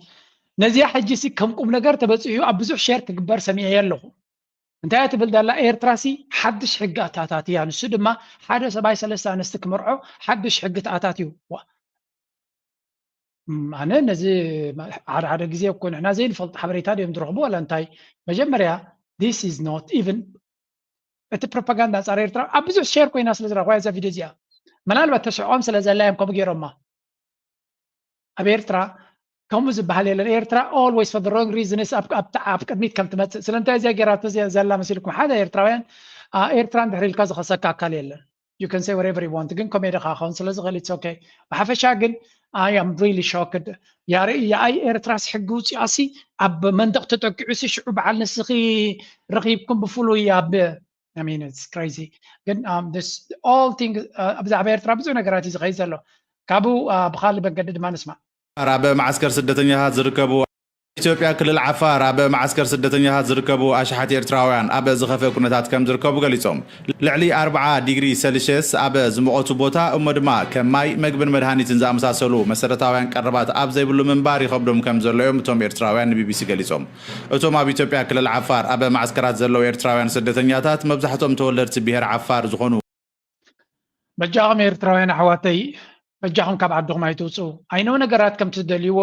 ቀሊል ኣይኮነን ዘሎ እቲ ብድሆታት ኣብ ዓዲ ዘሎ ኣይንኽሕዶን ኢና ዘለና ፀገማት ኣሎ ሕፅረታት ኣሎ ብድሆታት ኣሎ እዩ ኣብ ደገ ድማ እቲ ቀደም ሕራይ ከምዚ ከማና ኤውሮጳ እንተመፂኻ ሕማቕ ኣይምኾነን ነይሩ ሎሚ ግን ከምኡ የለን ሱዳን ሓዊ እዩ ዘሎ ኢትዮጵያ ሓውን ባርዕን እዩ ዘሎ ኣብ ካልእ ድማ ከምኡ ዝገደደ እዩ ስለዚ በጃኹም ዓቕሊ ጌርኩም ካብቲ ዝነበርኩም ኣይነውሓኩምን እዩ ነዚ ክሰምዕ ከለኹ ብዙሕ ከምዚ ትሸር ትገብሩ ኣለኹም ግን ኣነ ግለሰብ እንታይ ይገብር There's nothing we can do. UN ዝበሃል ባጀት የብሉን ኣይኮነን ተቀደም ከማን ባጀት ኣይነበረን ሎሚ መዓሽ ግራት ኣጋጢምዎ ዘሎ ኣምላኽ መዋፅኦ ይፍጠረልኩም ግን እቶም ኣብ ኤርትራ ዘለኹም ሓደራኹም ኣይትውፅኡ ጥራይ ክብለኩም ዝደሊ ምናልባት ሓንቲ ካብ ኤርትራ ዝወፅት ቪድዮ ክልተ ቪድዮታት በንኩ ዴ ራት ዓወትን ዝበገስ ኣምራት ክስዕብዎ ይግባእ ሓሳባት ናብ ተግባር ክቕየር ብግቡእ መስርሕ ምክትታልን ምዕማምን መሳርሒ ስራሕ ይጠልብ بسلدا جزية تسوابر مدب سرح ካብ ምሕንጻጽ ክሳብ መፈጸምታት ዘብጽሕ ኣገባብ ምኽታል ድማ ግድነት ይኸውን ዕዉት ስራሕ ብድምር እኩብ ክብርታት ስራሕ ይዝረጋገጽ ሕዳር 2020 መቸም ከምዚ ዓይነት ቪድዮታት ክወጽእ ካብ ኤርትራ ብሄር ቲቪ ወጽእ ካብ ግዜ ናብ ግዜ ሓደ ካብቲ ደስ ዝብለኒ ቪድዮታት እዩ ኤርትራ እቲ እንኮ ጸሚናዮ ዘለና ህንጻ እዩ ህንጸትን ምዕባለን ብፍላይ ድማ ኣብቲ ፐብሊክ ናይ ህዝቢ ሴክተር ጽርግያታት ድዩ ካልእ I hope እዚኦም ኮንስትራክሽን እዚኣተን መንግስቲ እቲ ዝሰርሖ ዘሎ ስራሕ ጽቡቕ ይሰርሕ ኣሎ መንግስቲ ሓገዝ ንኽረክብ ግን ነቲ ፕራይቬት ሴክተር ድማ ከፍቅደሉ ነቲ ብግሉ ክሰርሕ ዝደሊ ወላ እውን ካብ ደገ ብዝመስሎ መንገዲ ንኸምፅእ ፍቓድ ክህብ ኣሎ መንግስቲ ኤርትራ ምክንያቱ ነቲ መንግስቲ ዝሰርሖ ዘሎ መተካእታ የብሉን ክሰርሖ ይግድን ክቕፅል እቲ ናይ መንግስቲ ስራሕ ነቲ ካልእ ግን እቲ ግለሰብ ክሕግዞ ስለ ዝኽእል ነቲ ግለሰብ ክሰርሕ ድማ ፍቓድ ንክህብ ክሳብ መወዳእታ ክንደክም ኢና ክሳብ ንርብርብ ክንሓትት ኢና ምክንያቱ ኣብይ ኣሕመድ ሃገሩ እናተቓፀለት ክሃንፅ እየ ዝብል እንተሎ ንሕና ፎር ሹር ሰላምን ርግኣትን ዘለዎ ሃገርና ኢና ንክንሃንፅ እቲ መንገዲ ክብገስ ክኽእል ኣለዎ ምናልባት ነቲ ናይ ህንፃ ካብኡ ፍልይ ዝበለት ማዕዳ ክበኩም ወይ ከዓ ሞቲቬሽን ሰብ ውፅኢት ሓሳባት እዩ ተረዲኻኒ ኣብ ዓለም ዝኾነ ነገር ክልተ ግዜ ይፍጠር ወላ ሜቢ ኣነ ክርስቲያን ስለ ዝኾንኩ ብናተይ ወኪለ ክዛረብ ወላ ኣብ መጽሓፍ ቅዱስ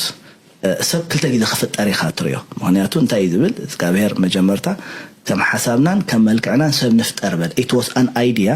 then ድሓር ናብታ ሽሞ መፂ ማለት እዩ ናብ ከምቲ ጉዛው ሰብ ንሪኦ ዘለና ወይ ከዓ ድሓር ናብቲ ሳይንስ ተዳ መፂና ከምዛ ትሪኣ ዘለኻ እዛ ቴሌፎን ቅድሚ ምፍጣራ እቲ ዝፈጠራ ሰብ ኣብ ኣእምሮ ይፈጢርዋ ኣብ ኣእምሮ ዲዛይን ገይርዋ ኣብ ፋብሪካስ ካልኣይ ግዜ ተፈጢራ እምበር ኣብቲ ፋብሪካ ኣይኮነትን ተፈጢራ ቅድም ኣብያ ተፈጢራ ኣብቲ ኣእምሮ ተፈጣርያ እቲ ታ ዘረባ ኣዝያ ጥዕምቲ ዘረባ እያ ብሕፅር ዝበለ ትግርኛ ስለ ዝኾነ ትርጓመ የድልዮኒ እንታይ ማለት እዩ ፅባሕ ንጎ ብዓድኻ ክትገብሮ ትደሊ ሓሳብ ሎሚ ኣብ ርእስኻ ክህሉ ኣለዎ ኣብ ርእስኻ ፕላን ሃሊካ እንተኽኢልካ ወረቐት ፅሒፍካ እንተዘየለኻ ፅባሕ ንጎ ኣብ ኤርትራ ንክትገብሮ ግዜ ክትወስድ ኢኻ ስለዚ እንታይ ዝብል ዘሎ ነፍሲ ወከፍ ክንገብሮ ንደሊ ንፅባሕ መጀመርያ ኣብ ርእስና ቦታ ሂብና ክንሰርሖ ክንክእል ኣለና ዓድና ከነማዕብል ምዕባለ ንኸነምፅእ ፋብሪካታት ክንተክል ትካላት ክንሃንፅ እንድሕር ኮይኑ ነፍሲ ወከፍ ሰብ ብግሉ ኣብ ሓንጎሉ ፕላን ክህልዎ ኣለዎ ነቲ ፕላን ናቱ ድማ ኣዳሊዎ ክፀንሕ ኣለዎ እዩ መልእኽቲ ስለዚ ብዛዕባ ዓድና ስለ ንዛረብ ዘለና ኩሉ ነገር ኣነ ምስ ዓድና ከተሓዞ ዝደሊ ኣምላኽ ድማ ንዑ ንገብረሉ መድረኽ የቀላጥፈልና እናበልኩ ናይ ሎማ ርእሲ ኣብዚ ጉዳይ ላይክ ግበሩ ሸር ግበሩ ርእቶኹምን ሓሳብኩምን ሃቡ እናበልኩ እዚኣ ክገትፈኩም